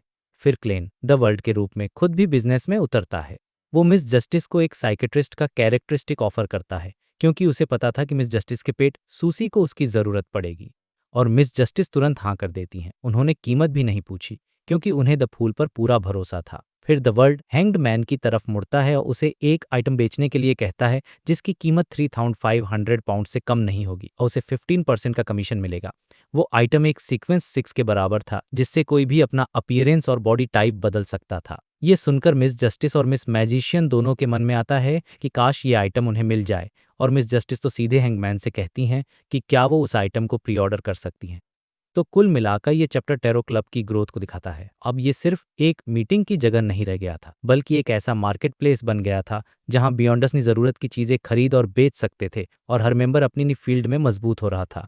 और ये सब हो रहा था फूल यानी हमारे क्लेन की नज़रों के सामने, जो इस पूरे सिस्टम को कंट्रोल कर रहा था। मेरे हिसाब से ये चैप्टर टैरो क्लब की असली पावर की शुरुआत थी। तो भाई, टैरो क्लब की मीटिंग फिर से शुरू हो चुकी है और इस बार का चैप्टर पैसों और सीक्रेट से भरा हुआ है। सीन शुरू होता है मिस जस्टिस से, जो द वर्ल्ड से एक मिस्टिकल आइटम प्री ऑर्डर करने की बात करती है। ये सुनकर एल्गर यानी हमारा हैंगमैन पहले तो एक सेकंड के लिए शॉक हो जाता है, पर फिर उसका दिमाग एकदम से बिजनेस मोड में चला जाता है। उसके दिमाग की बत्ती जल जाती है। यार, वो सोचने लगता है, रुको, द वर्ल्ड ने जो बियॉन्डर कैरेक्टरिस्टिक मुझे दिया है वो टेक्निकली बिक चुका है। मतलब मैं इसे सीधे आर्टिसन को बेचने के बजाय मिस जस्टिस के लिए एक काम की तरह ले सकता हूँ। इससे मुझे द वर्ल्ड से कमीशन भी मिलेगा और मिस जस्टिस से एक्स्ट्रा प्रॉफिट भी। बस मुझे अपनी जेब से मेकिंग फीस लगानी पड़ेगी। वाह, क्या प्लान है! मतलब बंदे ने पूरी बिजनेस स्ट्रेटेजी बना ली 1 मिनट में। मुझे लगा ये सीन दिखाता है कि हैंग्ड मैन कितना शार्प और मौका परस्त है। तो वो तुरंत मिस जस्टिस को बोलता है, कोई प्रॉब्लम नहीं, मैं ये काम करवा दूंगा। और ये बोलते हुए उसे मिस जस्टिस सोने की चमकती हुई लाइट की तरह दिख रही थी। भाई, वो इतने साल समुद्र में रहा, इतने अमीर लोगों से मिला, लेकिन किसी को भी पैसे की इतनी परवाह ना करते हुए नहीं देखा। मतलब मिस जस्टिस के लिए पैसा जैसे पानी है। ये देखकर क्लेन भी अंदर से हिल गया था। उसका मन करा था कि वो चिल्लाकर बोले, अरे भाई, मेरे ब्लेस के 2,000 पाउंड तो पहले वापस करो। लेकिन फिर उसे याद आया कि उसने खुद ही फरवरी या मार्च तक का टाइम दिया था, तो बेचारा चुप रह गया। अब द फूल का इमेज भी तो बनाए रखना था। वो बस यही सोच रहा था कि चलो, फेसलेस कैरेक्टरिस्टिक के पैसे तो जल्दी आ ही जाएंगे। बस ये हैंगमैन पर डिपेंड करता है कि वो आर्टिसन से कितनी जल्दी काम करवाता है। यहाँ पर क्लेन की बेब्सी देखकर थोड़ी हंसी भी आती है कि वो दुनिया का गॉड बनने की एक्टिंग कर रहा है, पर असल में उसे अपने लिविंग एक्सपेंसेस की टेंशन हो रही है। खैर, ये बड़ी डील फाइनल करने के बाद एल्गर को थोड़ी राहत मिली। उसे लगा कि चलो, फाइनेंशियल सिचुएशन अब सुधर रही है। फिर उसने एक नया सवाल पूछा, क्या किसी के पास कोई ऐसा तरीका या आइटम जिससे एक जहाज पर मौजूद सभी लोगों को एक साथ सुलाया जा सके? दरअसल एल्गर को एक प्रिमिटिव आइलैंड पर जाकर ब्लू शैडो फाल्कन का शिकार करना था, लेकिन वो अपने जहाज, ब्लू अवेंजर और चर्च के बाकी क्रू मेंबर्स को बिना किसी शक के पीछे छोड़ने का तरीका ही ढूंढ पा रहा था। ये सुनते ही क्लेन के दिमाग में सबसे पहले बायोलॉजिकल पॉइजन बॉटल का ख्याल आया, लेकिन उस चीज का असर इतना अनकंट्रोलेबल था कि उसे लगा कि कहीं सब लोग परमानेंटली ही न सो जाएं। फिर उसे क्रीपिंग हंगर के अंदर मौजूद नाइटमेयर सोल की याद आई। लोगों को गहरी नींद में सुलाना और सपनों में खींचना तो उसका काम ही था। लेकिन प्रॉब्लम ये थी कि एक नाइटमेयर एक साथ 10 से ज्यादा लोगों को नहीं सुला सकता था। एल्गर की रिक्वेस्ट पूरी करने के लिए कम से कम सीक्वेंस 5 का नाइटमेयर चाहिए था, जो अभी पॉसिबल नहीं था। इसलिए क्लेन ने द वर्ल्ड को चुप ही रखा। बाकी सब मेंबर्स जैसे ऑड्रे फॉर्स और डेरिक ने भी मना कर दिया। तभी एमलिन, जो एक सैंगुइन है, बोला, मैं पूछने में मदद कर सकता हूँ। हो सकता है हम सैंगुइन के पास में कोई ऐसा मिस्टिकल आइटम हो। उसके बार बार हम सैंगुइन बोलने पर एल्गर ने मन ही मन सोचा कि फ्यूचर में इसे इसी बात पर मनाया जा सकता है। जब सारे ट्रांजैक्शन खत्म होने वाले थे, क्लेन ने जल्दी से द वर्ल्ड के जरिए अपनी ज़रूरतें सामने रखीं। उसने कहा, सब लोग मेरे लिए एंशियंट व्रेथ की बची हुई स्पिरिचुअलिटी और एक 6 विंग गार्गोयल की आंखों पर नजर रखना। ये दोनों चीजें मैरियोनेटिस्ट पोशन के लिए थीं। मतलब हमारा हीरो अब सीक्वेंस 5 की तैयारी कर रहा था। ये सुनकर ही एक्साइटमेंट बढ़ जाती है कि आगे क्या होने वाला है। डेरिक यानी दसन ने तुरंत हामी भरी और फिर थोड़ी शर्मिंदगी से बोला, मिस्टर वर्ड, बियॉन्ड कैरेक्टरिस्टिक से मेंटल करप्शन हटाने का तरीका मिलने अभी थोड़ा और टाइम लगेगा। मैं जल्द ही सीक्वेंस 7 में एडवांस हो जाऊंगा। और फिर उसने हैंग्ड मैन की तरफ देखकर कहा, मिस्टर हैंगमैन, मैं सिटी ऑफ सिल्वर लौटते ही आसपास के मॉन्स्टर्स की एक लिस्ट बना दूंगा। मतलब लड़का एकदम ईमानदार है, उसे अपनी हर देनदारी और हर वादा याद था। ये देखकर अच्छा लगा कि वो कितना जिम्मेदार बन गया है। क्लेन को वैसे भी कोई जल्दी नहीं थी, क्योंकि उसे अभी फेसलेस के प्रिंसिपल्स को समझना था और पोशन को डाइजेस्ट करने में कई महीने लगने वाले थे। उसका प्लान था कि वो एक एडवेंचरर बनकर अलग अलग आइलैंड्स पर घूमेगा, अपनी पहचान बदलेगा और लाइफ को एक्सपीरियंस करेगा ताकि वो फेसलेस के प्रिंसिपल्स को समझ सके। इस दौरान वो मरमेड्स के बारे में भी और जानकारी इकट्ठा करेगा, क्योंकि उसे डर था कि गॉडेस के चर्च ने फेसलेस बियॉन्डर्स के लिए कोई जाल बिछा रखा होगा। अब आता है चैप्टर का सबसे इंटरेस्टिंग पार्ट, फ्री कम्युनिकेशन का टाइम। ऑड्रे खड़ी हुई और उसने मिस्टर फूल से पूछा, मिस्टर फूल, मैं बैकलैंड के ग्रेट स्मॉग के पीछे का छिपा हुआ सच जानना चाहती हूँ। क्या ये सिर्फ कल्टिस्ट का काम था? प्रिंस एडसेक ने उनके साथ काम क्यों किया? और इस जानकारी के लिए मुझे क्या कीमत चुकानी होगी? अगर मुझे पता हो तो अब तक सब सॉल्व नहीं हो जाता। क्लेन ने मन में सोचा, पर बाहर से उसने एकदम रिलैक्स पोस्चर बनाए रखा और हंसकर कहा, कोई ज़रूरत नहीं है। प्रॉब्लम की असली जड़ अभी तक नहीं मिली है, लेकिन काफ़ी सारे क्लूज मिल चुके हैं। उम्मीद है तीनों चर्चेज के लोग ज़्यादा बेवकूफ़ नहीं होंगे। ये जवाब सुनकर ऑड्रे को लगा कि मिस्टर फूल ने ही अपने ब्लेस्ड के जरिए चर्चेज को क्लूज दिए हैं, और वो एक बार फिर इम्प्रेस हो गई। इसके बाद क्लेन ने द वर्ल्ड को कंट्रोल करके हैंग्डमैन से कहा, मिस्टर हैंग्डमैन, तुमने जिस बेलन नाम के आदमी का जिक्र किया था, मैंने उसे ढूंढ लिया है। हैंगमैन को यकीन नहीं हुआ, वही बेलन जो कई स्लेव्स को भगाने में शामिल था। द वर्ल्ड ने अपनी भारी आवाज में जवाब दिया, हाँ, reddish brown skin southern continent का, बैकलैंड एक्सेंट, और उसके लेफ्ट साइड का तीसरा दांत नकली है। ये डिटेल सुनकर एल्गर को यकीन हो गया कि ये वही आदमी है। उसने पूछा, वो कहाँ है, और इस इन्फॉर्मेशन के लिए तुम्हें 100 पाउंड कैश चाहिए या उतनी ही कीमत का कोई आइटम? इस पर क्लेन ने, जिसे अपने लिविंग एक्सपेंसेस की टेंशन थी, तुरवर्ड से कहलवाया, 100 पाउंड कैश। मतलब देखो, गॉड की एक्टिंग करने वाले को भी घर चलाने के लिए पैसे तो चाहिए ही। फिर द वर्ल्ड ने बताया, बेलन बैकलैंड में है। उसे MI9 के एक मेंबर से मिलते हुए था गया था जो रॉयल फैमिली का वफादार है। MI9 और रॉयल फैमिली, ये सुनकर हैंगमैन के दिमाग में सारी कड़ियां जुड़ने लगीं। उसे लगा कि स्लेव्स का गायब होना और प्रिंस का कल्टिस के साथ काम करना, ये सब आपस में जुड़ा हुआ है और इसका कनेक्शन रॉयल फैमिली से है।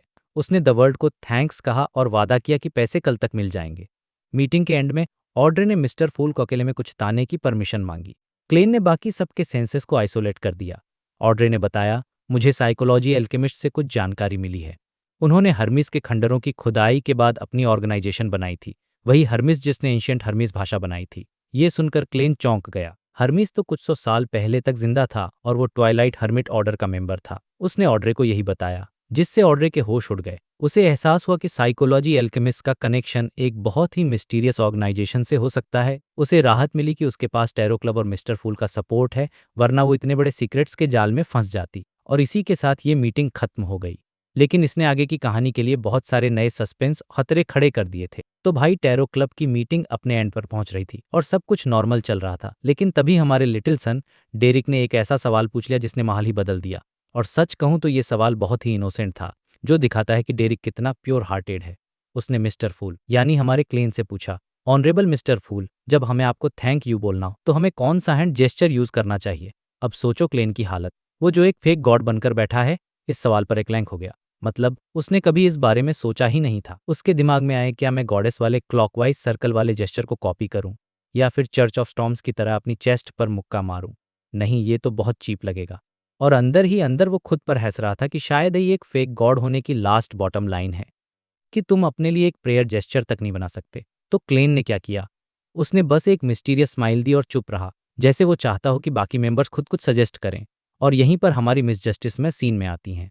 उसके दिमाग में एकदम से एक आइडिया आया और उसकी आंखें चमकने लगीं। उसने सबसे कहा, एवरीवन, क्या हमें एक सीक्रेट जेस्चर नहीं डिजाइन करना चाहिए जिससे हम अपनी आइडेंटिटी पहचान सकें?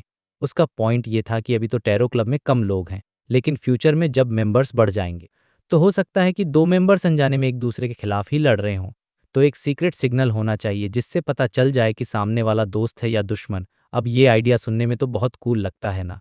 मुझे भी एक सेकंड के लिए लगा किया ये तो होना ही चाहिए। क्लेन के मन में भी अपने पिछले जन्म के कुछ सीक्रेट जेस्चर्स आए, जैसे वो वेस्टकोट में हाथ डालने वाला पोज। वो द वर्ल्ड को यूज करके ये सजेस्ट करने ही वाला था कि तभी हमारे एक्सपीरियंस्ड और हमेशा सीरियस रहने वाले हैंगमैन एल्गर ने बात काट दी।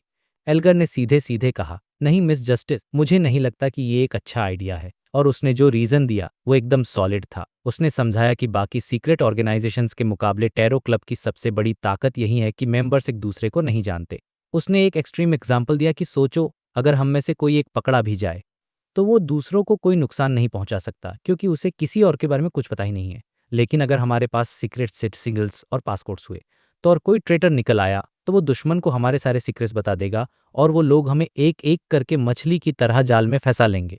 उसने आखिर में एक तीखा सवाल भी पूछा, क्या आप लोगों को टैरो क्लब मेंबर होने की आइडेंटिटी फ्लॉन्ट करने की इतनी जल्दी है? ये सुनते ही ऑड्रे एकदम चुप हो गई।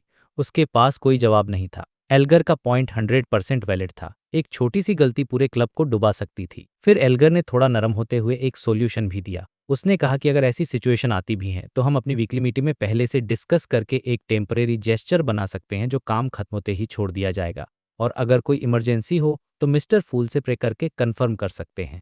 ये सुनकर ऑड्रे को भी बात समझ आ गई और तभी डेरिक को अचानक से एनलाइटनमेंट हुआ और वो बोला, ओह सॉ ने कितना बेवकूफ़ी भरा सवाल पूछा था। उसने कहा, मिस्टर फूल ने हमें कोई जेस्चर इसलिए नहीं बताया क्योंकि वो हमें एक्सपोज होने से बचाना चाहते थे। और उसने क्लेन की तरफ देखकर कहा, your wish steers our path, यानी आपकी इच्छा ही हमारा रास्ता है। अब क्लेन, जो असल में सिर्फ ब्लैंक था और सोच रहा था कि क्या जवाब दूं, उसे तो बैठे बिठाए एक परफेक्ट एक्सक्यूज मिल गया। उसने मन में हंसते हुए सोचा, मैंने तो अभी अभी एक स्पेस हैंड जेस्चर सोचा ही था। लेकिन बाहर से उसने एकदम कंपोज होकर कहा, दैट्स राइट। और फिर उसने मीटिंग खत्म करने की अनाउंसमेंट कर दी। मीटिंग खत्म होते ही सब अपनी अपनी दुनिया में वापस आ गए। और यहाँ पर सबसे ज़्यादा इंटरेस्टिंग पार्ट आता है नए मेंबर एमलिन द मून के थॉट्स। वो पहली बार टैरो गैदरिंग में आया था और अब वो हर मेंबर को एनालाइज कर रहा था। उसका पर्सपेक्टिव सुनना मजेदार है। उसने सोचा, द सन तो बस एक बच्चा है, मैंने तो उसे कोई भागा हुआ डेमीगॉड समझा था। मिस जस्टी बैकलैंड हैं, बहुत बहुत अमी है, शायद किसी नोबल की बेटी होगी। मिस मैजिशियन मुझे बहुत अजीब तरह से देखा, वो ज़रूर हम सैंगुइन लोगों को एडमायर करती होगी। यहाँ पे मुझे बहुत हंसी आई क्योंकि असल में मैजिशियन उसे इसलिए घूर रही थी क्योंकि वो एक नॉन ह्यूमन रेस से था। एडमायर तो बिल्कुल नहीं कर रही थी। फिर उसने द हैंगमैन के बारे में सोचा कि वो एक मैच्योर और नॉलेजेबल जेंटलमैन है, सबकी हेल्प करता है, काफ़ी पॉपुलर है। और फिर बारी आई द वर्ल्ड की। एमलिन ने सोचा, ये द वर्ल्ड कितना अनलाइकेबल इंसान है, जब वो बोलता है तो लगता है गले में कुछ फंसा हुआ है। और ये फनी इसलिए है क्योंकि द वर्ल्ड तो क्लेन ही है और वो जानबूझकर अपनी आवाज़ ऐसी रखता है। एमलिन ने आगे सोचा, मैं तो ऐसे इंसान का खून पीना भी पसंद न, डर्टी टेस्ट होगा। लेकिन फिर उसने माना कि द वर्ल्ड बहुत इंप्रेसिव भी है क्योंकि उसने एक सीक्वेंस 6 का बियॉन्डर कैरेक्टरिस्टिक ऐसे ही निकाल दिया। तो कुल मिलाकर एमलिन को समझ आ गया कि ये टायरो क्लब सिंपल दिखता है पर है नहीं। और मिस्टर फूल ज़्यादा इंटरफेयर नहीं करते, उन्हें बस रोजेल की डायरी में इंटरेस्ट है, लेकिन वो अपने मेंबर्स के लिए मिरेकल लेवल की हेल्प करते हैं। मीटिंग के बाद क्लेन फॉग के ऊपर अपने पैलेस में था। अब उसके सामने एक नई प्रॉब्लम थी। उसके पास एक बैज था जो उसे लेनेवस की बॉडी से मिला था। उस बैज पर एक सीक्रेट मीटिंग का एड्रेस और टाइम लिखा था, 4 जनवरी रात 8 बजे बाबुर वैली में। अब सवाल ये था कि क्या उसे वहां जाना चाहिए। फ्रैंकली कहूँ, वो नहीं जाना चाहता था। भले ही वो अब एक फेसलेस बन चुका था और कोई भी भेस बदल सकता था, लेकिन ऐसी मीटिंग में जाना जिसके बारे में उसे कुछ भी नहीं पता, बहुत बड़ा रिस्क था। उसने खुद से कहा, एक मैजिशियन कभी भी बिना तैयारी के परफॉर्म नहीं करता। ये उसकी लाइफ का एक कोर रूल बन गया था। उसने डिवाइनेशन करने की कोशिश की, एक गोल्ड कॉइन उछाला, लेकिन कॉइन सीधा खड़ा हो गया, जिसका मतलब था कि डिवाइनेशन फेल हो गई क्योंकि उसके पास इन्फॉर्मेशन ही नहीं थी। आखिरकार क्लेन ने अपनी क्यूरियोसिटी और एडवेंचर की फीलिंग को कंट्रोल किया और डिसाइड किया कि वो फिजिकली वहां नहीं जाएगा। लेकिन इसका मतलब ये नहीं था कि वो उस मामले में इन्वॉल्व नहीं होगा। उसने मन में कुछ और ही प्लान बनाया और एक हल्की सी स्माइल के साथ रियल वर्ल्ड में वापस लौट आया। अगले दिन 4 जनवरी को उसे द हैंग्ड मैन से 100 पाउंड्स मिले जो उसने एक सैक्रिफाइस के जरिए भेजे थे। अब क्लेन के पास काफी पैसे थे और वो आराम से टिकट खरीद सकता था। उसने अपनी पूरी तैयारी की जैसे किसी बड़े मिशन पर जा रहा हो। उसने अपने लेफ्ट हैंड पर क्रीपिंग हंगर ग्लव पहना जो नॉर्मली दिखाई नहीं देता। बायोलॉजिकल पॉइजन बॉटल को एक मेटल बॉक्स में सील किया। सनब्रोच से निकलने वाली गर्मी से बचने के लिए उसे अपने सूटकेस में सबसे नीचे छिपा दिया और अपनी रिवॉल्वर में प्यूरिफाइंग डीमन हंटिंग और एक्सॉर्सिज्म बुलेट्स लोड की। मतलब भाई, फुल तैयारी के साथ निकला था वो एक कैरिज लेकर प्रिट्स हार्बर टिकट करनी पहुंचा। वहां दरवाजे पर एक नोटिस बोर्ड लगा था जिस पर कुछ रूल्स लिखे थे, जैसे लाइन में रहें, गंदगी न फैलाए वगैरह वगैरह। लेकिन जो लास्ट रूल था उसे पढ़कर क्लेन भी हैरान रह गया। उस पर लिखा था, किसी भी कमरे में कैंड वुल्फ फिश न खोलें। अब ये कैंड वुल्फ फिश क्या चीज़ है, ये क्लेन को भी नहीं पता था। और यहीं पर ये चैप्टर एक फनी और मिस्टीरियस नोट पर खत्म हो जाता है। ये छोटी छोटी डिटेल्स ही इस नॉवेल को इतना मजेदार बनाती हैं। तो भाई, पिछले चैप्टर के बाद अब सीन शिफ्ट होता है प्रिट्स हार्बर, जो किंगडम का सबसे बड़ा पोर्ट है। क्लेन यहाँ आया है टिकट खरीदने, उसे समुंदर के सफर पर जो जाना है। सोचो, एक बड़ा सा पोर्ट, हर तरफ भीड़, और क्लेन वहां टिट कंपनी के लॉबी में खड़ा है। साथ साथ टिकट विंडोज हैं, लेकिन हर लाइन में दर्जनों लोग लगे हैं। मतलब फुल केओस वाला माहौल था। अब अपना क्लेन स्मार्ट बंदा है, वो सीधा सबसे छोटी लाइन में नहीं लगता, पहले जाता है एक बड़े से ब्राउन बोर्ड के पास जहां सारी शिप्स की इन्फॉर्मेशन लगी हुई थी। कौन सी शिप कहाँ जाएगी, बीच में कहाँ रुकेगी और अलग अलग कैबिन्स का प्राइस क्या है, सब कुछ लिखा था। इतने में ही एक स्टाफ मेंबर आता है और एक शिप के सेकंड क्लास केबिन पर लाल सर्कल बना के लिख देता, सोल्ड आउट। भाई, इतनी डिमांड है यहाँ। वहां खड़े एक मिडिल एज्ड आदमी ने इस पर गर्व से कमेंट किया कि ऑफ कोर्स, यहाँ से लाखों लोग सदर्न कॉन्टिनेंट जाते हैं मौके तलाशने। ये आदमी वहां का गार्ड था और इसका लुक एकदम क्लासिक सेलर वाला था। काली टोपी, ब्लैक एंड व्हाइट यूनिफॉर्म और सीने पर एक सीगल वाला बैज। धूप और समुद्री हवा से उसकी स्किन एकदम ब्रॉन्ज और रफ हो चुकी थी, जैसे उसकी झुर्रियों में नमक भरा हो। क्लेन को याद आता है कि गेट पर लिखा था कि कोई झगड़ा हो तो गार्ड से मिलना, तो वो उससे बात करने लगता है। गार्ड तो भाई जैसे मौके की तलाश में ही था। जैसे ही क्लेन ने पूछा कि आप इस पोर्ट को अच्छे से जानते हो, वो फुल फॉर्म में आ गया। बोला, मैं किंगडम की नेवी में सेलर था पूरे 15 साल। अगर उस ईस्ट बालाम की वॉर ने मेरी सेहत खराब ना की होती तो और 10 साल काम करता। तो मैं इस पोर्ट को उतना ही जानता हूँ जितना अपनी बीवी के शरीर को। थोड़ा कल्चर, थोड़ा वल्गर, टिपिकल सेलर टाइप का ह्यूमर। क्लेन भी उससे कैजुअली बातें करने लगा। सोचा समुंदर के बारे में कुछ खबर ही मिल जाएगी। गार्ड ने अपनी पूरी दुख भरी कहानी सुनानी शुरू कर दी। बताया कि रिटायर होने के बाद उसे 2 साल तक नाइट स्कूल में स्टूडेंट और गेटकीपर दोनों का काम करना पड़ा। वो कहता है, सोचो, मेरी उम्र का आदमी छोटे छोटे लड़कों के साथ बैठकर पढ़ाई कर रहा है और उन्हें मुझसे जल्दी चीज़ें याद हो जाती थीं। उसका एक्सप्रेशन देखने लायक था। उसने ये भी बताया कि अगर उसके घुटने ठीक होते तो वो पार्ट टाइम टीचर बन जाता, एक्स्ट्रा पैसे के लिए।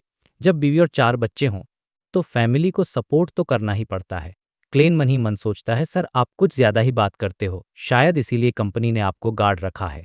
फिर क्लेन टॉपिक चेंज करते हुए एक अजीब से रूल के बारे में जो उसने गेट पढ़ा था। यहाँ कैंडवुल फिश खोलना मना है। मैंने ऐसी चीज पहले कभी नहीं सुनी। ये सुनते ही गार्ड का एक्सप्रेशन एक कॉम्प्लिकेटेड हो जाता है। वो अपनी नाक पकड़कर बोलता है, ये फेसक और गार्गस आर्कीपेलागो जैसी जगहों का एक पॉपुलर फूड है। ये नमक में पिकल की हुई वुल्फिश होती है, लेकिन इसमें खून भी रहता है। और इसकी स्मेल, भाई इसकी स्मेल बहुत बहुत स्टिमुलेटिंग है, एकदम सड़ी हुई और डिस्गस्टिंग। मतलब ये बेसिकली एक ऐसी चीज है जिसका नाम सुनते ही भाग जाने का मन करे। क्लेन हंसते हुए कहता है, लेकिन अचानक से लाइन में खड़े होकर ऐसी चीज कौन खाता होगा। गार्ड एकदम डर के एक्सप्रेशन के साथ बोलता है, नहीं तुम उस फीलिंग को नहीं समझते। एक बार नॉर्थ का एक बारबेरियन यहाँ टिकट लेने आया। भीड़ बहुत थी तो वो एंग्जियस हो गया, उसने वुल्फ फिश का कैन खोल दिया। भाई 10 सेकंड से भी कम टाइम में पूरा लॉबी खाली हो गया। सिर्फ वो और उसके जैसे कुछ लोग बचे थे। ये सुन के क्लेन मन में सोचता है, ये तो बायोलॉजिकल वेपन है, मेरे बायोलॉजिकल पॉइजन बॉटल का नॉर्मल वर्जन। फिर वो पूछता है, तो उसने आराम से टिकट खरीद ली होगी। गार्ड हंसता है, नहीं, टिकट बेचने वाली लेडी और जेंटलमैन भी भाग गए थे। बारबेरियंस का दिमाग बबून से भी क्या गुजरा होता है। गार्ड ने एक और कहानी सुनाई। एक बार समुंदर में पायरेट्स ने एक मर्चेंट शिप को कब्जे में ले लिया। उन्हें लगा खजाना मिलेगा, लेकिन उन्होंने जैसे ही बैरल खोले अंदर से वुल्फिश निकली। पता है क्या हुआ? सब बेहोश हो गए, उल्टियां करने लगे और उनकी लड़ने की ताकत ही खत्म हो गई। बाद में शिप के क्रू ने उन्हें पकड़वा कर इनाम जीत लिया। क्या स्टोरी थी। क्लेन अपनी हंसी रोकने की कोशिश कर रहा था। खैर, क्लेन वापस इंफॉर्मेशन बोर्ड पर फोकस करता है। उसने पहले ही डिवाइनेशन करके पता लगा लिया था कि इस हफ्ते सफर शुरू करने के लिए 5 और 8 जनवरी बेस्ट डेट्स हैं। 2 शिप्स उसके रूट के लिए अच्छी थीं, सेंट हावरे और व्हाइट एगेट। दोनों के टिकट अभी भी थे। Third class 4 pounds, second class द और first class 35 pounds. Saint Havre का नाम चर्च ऑफ स्टॉर्म्स से जुड़ा था, जो समुंदर के लोगों के लिए इंपॉर्टेंट है। लेकिन फिर भी क्लेन का मन व्हाइट एगेट की तरफ था। डिसीजन लेने से पहले उसने गार्ड से पूछा, आप व्हाइट एगेट के बारे में कुछ जानते हैं? गार्ड तो एकदम खुश हो गया, सर आपकी चॉइस बहुत अच्छी है। व्हाइट एगेट स्टीम पावर्ड है, लेकिन उसमें सेल्स भी हैं। स्पीड 16 नॉट्स तक जाती है। कैप्टन भी बहुत एक्सपीरियंस्ड है, पहले रॉयल नेवी में था। फिर गार्ड ने अपनी सेल्स पिच शुरू कर दी। बताया कि फर्स्ट क्लास केबिन कितना शानदार है, सर्वेंट्स के लिए room, personal chef, cigar room, card room, सब कुछ। क्लेन को थोड़ा अजीब लगा। गार्ड ने शर्माते हुए बताया, कैप्टन एलांड मेरा पुराना बॉस था। वो मुझे ड्रिंक पिलाता है और फर्स्ट क्लास कैबिन्स प्रमोट करने को कहता है, लेकिन मैंने जो भी कहा सब सच है। क्लेन मन में सोचता है, प्रॉब्लम सच या झूठ की नहीं है, प्रॉब्लम पैसों की है। अब क्लेन अपने गहरमन स्पैरो वाले कैरेक्टर में आ जाता है, थोड़ा कोल्ड और शार्प बनकर। वो गार्ड से पूछता है, एक मैरीटाइम एडवेंचर के लिए आपकी क्या एडवाइस है? एडवेंचर, ये सुनते ही गार्ड की आवाज़ ऊंची हो जाती है और लॉबी में खड़े कई लोग क्लेन को घूमकर देखने लगते हैं। इन्हीं में एक और आदमी था, 30s में, टॉप हैट पहने, एकदम वेदर बीटन चेहरा, मजबूत बॉडी और क्लियरली ये भी एक एडवेंचरर था। दोनों की नजरें मिलती हैं और फिर हट जाती हैं। गार्ड माफी मांगते हुए बोलता है, सॉरी, एडवेंचर शब्द सुनकर मैं थोड़ा सेंसिटिव हो जाता हूँ। मेरे लिए ये भागोड़े समुद्री गुंडे जैसा है। खैर, आपको सच्ची हंस चाहे, 3 बातें याद रखना। और भाई, उसकी एडवाइस सुनने लायक थी। वो कहता है, पहली, पायरेट से पंगा मत लेना। दूसरी, पायरेट से पंगा मत लेना। और तीसरी, पायरेट से पंगा मत लेना जब तक तुम नेवी या चर्च के मेंबर ना हो। उनसे दूर ही रहना। इससे साफ पता चलता है कि समुंदर में कितना आतंक इन पायरेट्स का। उसने एक और एडवाइस दी, आइलैंड की लड़कियों के झांसे में मत आना। या तो वो पायरेट्स होती हैं या चाहती हैं कि तुम उन्हें बैकलैंड ले चलो। कई सेलर्स और पैसेंजर्स उन्हें शेयर की लाइफ के सपने दिखाकर उन्हें यूज करके छोड़ जाते हैं। कितने घटिया लोग हैं। क्लेन सोचता है कि इस एरा में समुंदर पर जीने वाले लोग ज्यादा दयालु नहीं हो सकते। गार्ड आखिर में चिल्ला कर कहता है, और समुंदर में खजाने की सारी कहानियां झूठी होती हैं। फाइनली क्लेन व्हाइट एगेट की एक सेकंड क्लास टिकट खरीद लेता है और होटल वापस आ जाता है। रात होने का इंतजार करता है। रात के 8 बजे के करीब वो ग्रे फॉग के ऊपर जाता है। उसके एक हाथ में लेनवुस का बैज था जो उस सीक्रेट गैदरिंग से जुड़ा था, दूसरे हाथ में वो डिवाइनेशन स्टेटमेंट लिखता है। उसे पूरा यकीन था कि इस बार डिवाइनेशन काम करेगा, क्योंकि पहले गैदरिंग हुई नहीं थी पर अब हो रही थी। और उसके पास एक मीडियम भी था जो लोकेशन से अच्छे से जुड़ा था। वो अपनी आंखें बंद करता है और मंत्र बोलना शुरू करता है, और जल्द ही वो एक ग्रे धुंधले सपने में पहुंच जाता है। वो टसॉक रिवर देखता है और उसके किनारे अजीब रोशनी में लिपटे हुए दर्जन भर लोग। सबकी शक्ल धुंधली थी, लेकिन उनमें से एक का चेहरा साफ था।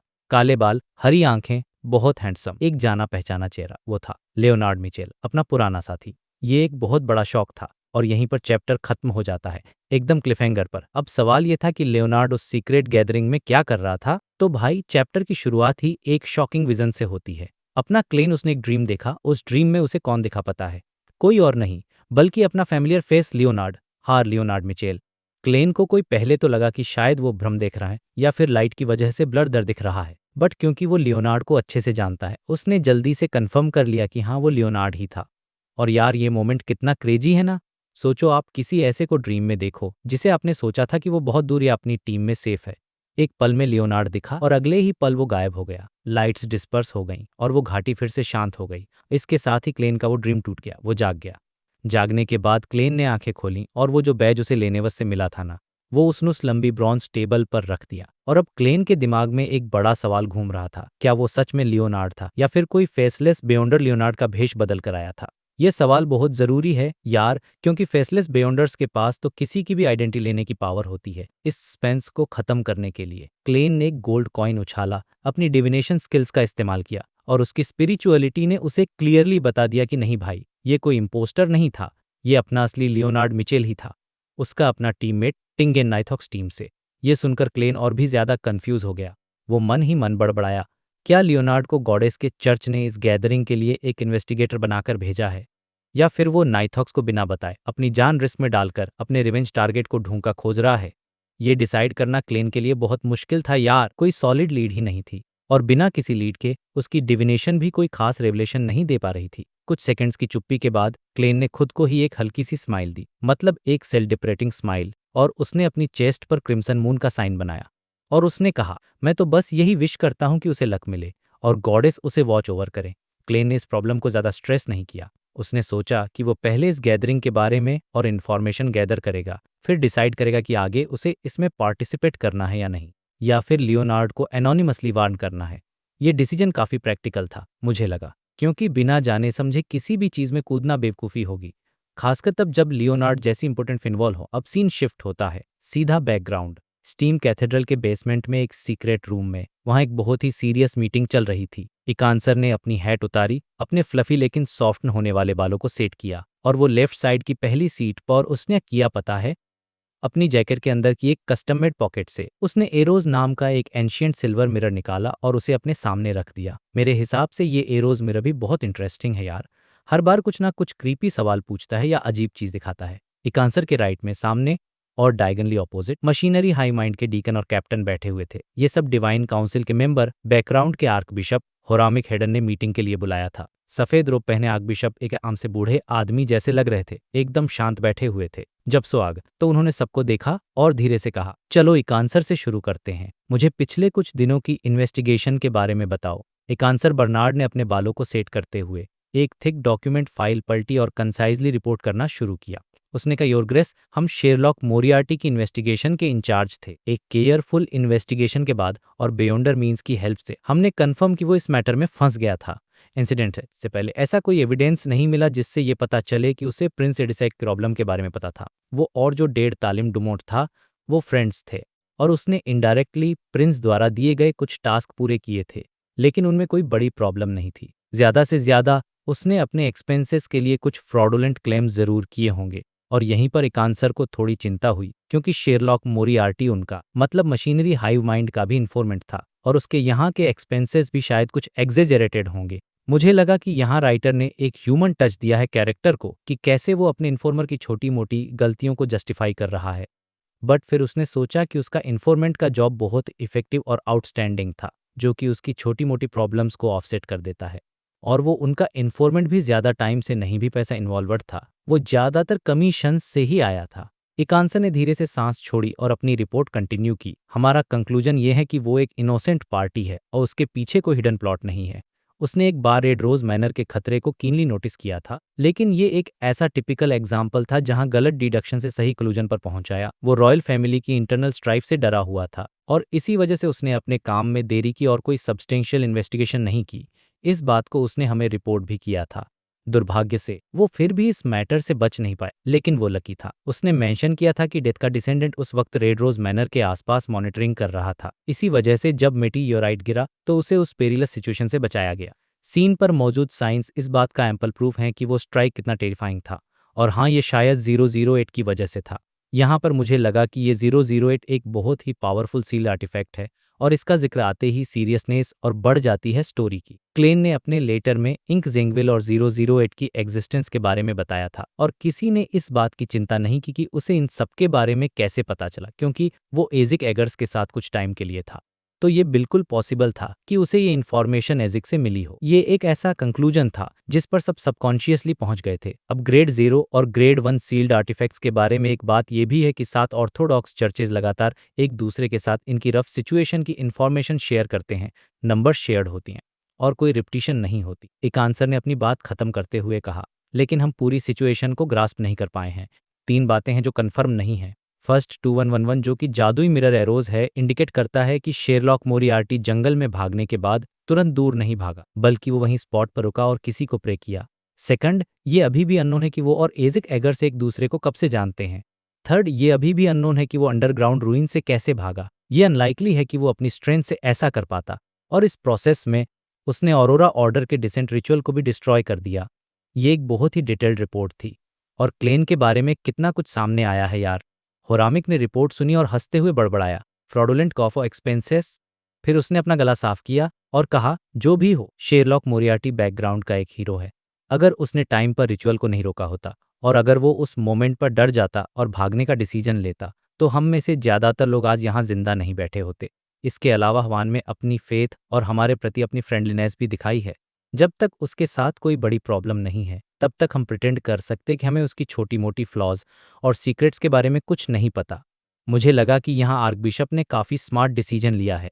एक हीरो को प्रोटेक्शन देना हमेशा पब्लिक और चर्च दोनों के लिए अच्छा होता है। योर ग्रेस, हम भी यही सोच रहे थे। इकांसन राहत की सांस ली और कहा, मेरा गेस है कि जंगल में उसकी प्रेयर्स, जिसमें कॉपर विसल बजाने का रिचुअल भी शामिल था, वो एजिक एगर्स से कांटेक्ट करने के लिए था। लेकिन इफेक्ट्स और स्पीडल हो सकती हैं। ऐसी क्रिटिकल सिचुएशन में वो सिर्फ खुद को बचाने की कोशिश कर सकता था और ये हमने फॉलो अप प्रोसेस से डिड्यूस के खुद को बचाने के अलावा वो अपनी विल लिख सकता था। एक और मशीनरी हाइव माइंड डीकन ने मजाक किया, इससे पहले कि उसने तुरंत अपने हिस्से की रिपोर्ट दी। हमें वो अंडरग्राउंड रूइन नहीं मिली है जिसे शेरलॉक मोरियार्टी ने डिस्क्राइब किया था। 2111 की हेल्प से भी नहीं मिली।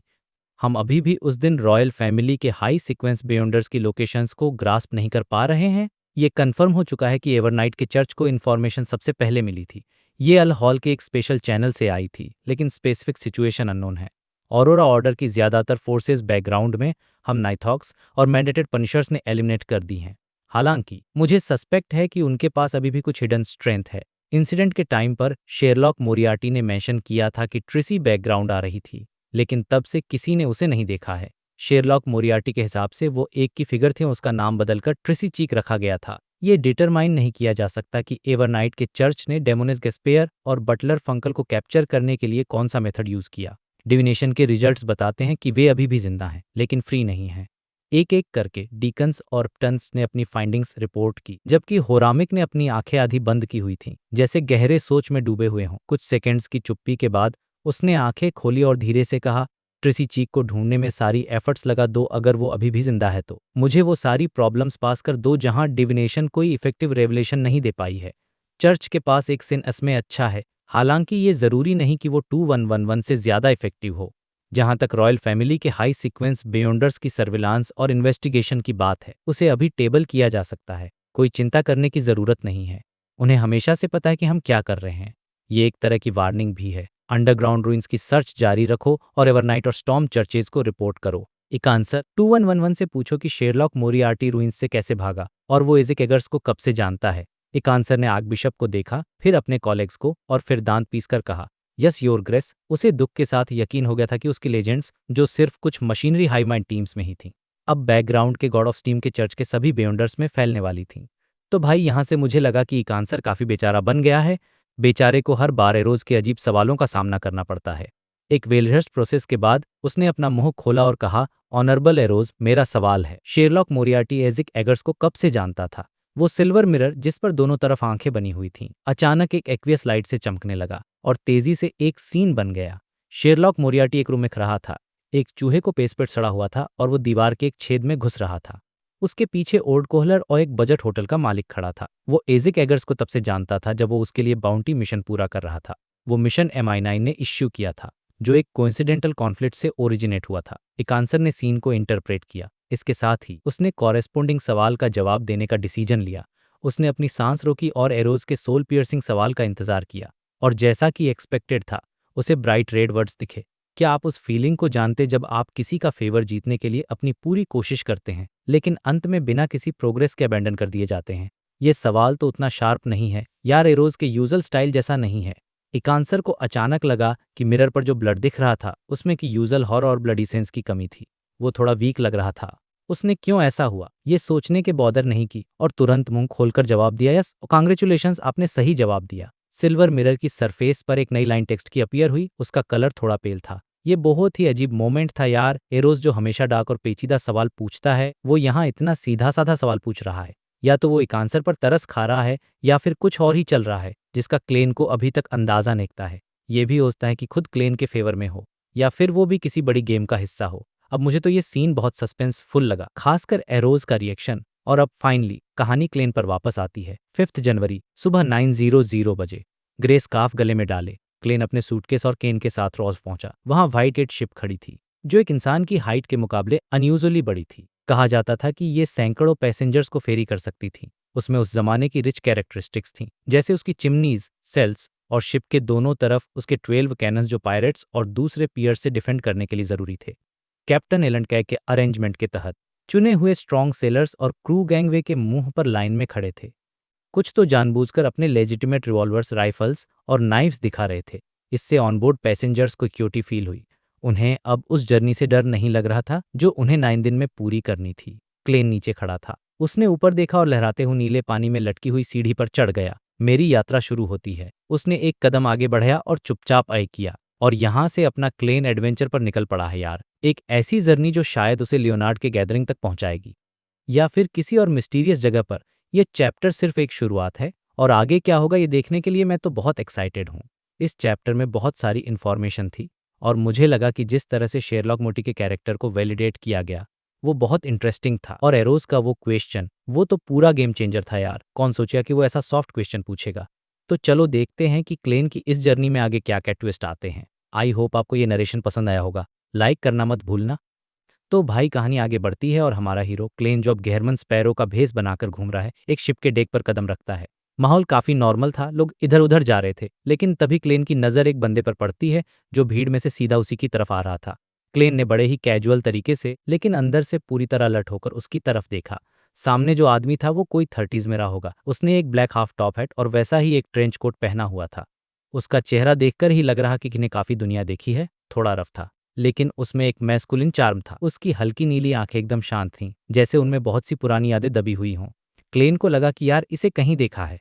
हाँ, कल टिकट हाउस पर इसी बंदे को नोटिस किया था। ये भी एक वेंचर ही लगता है।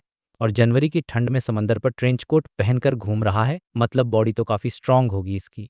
क्लेन ने अपनी केन को आराम से उठाते एक स्माइल के साथ कहा, गुड मॉर्निंग, हम फिर मिल गए।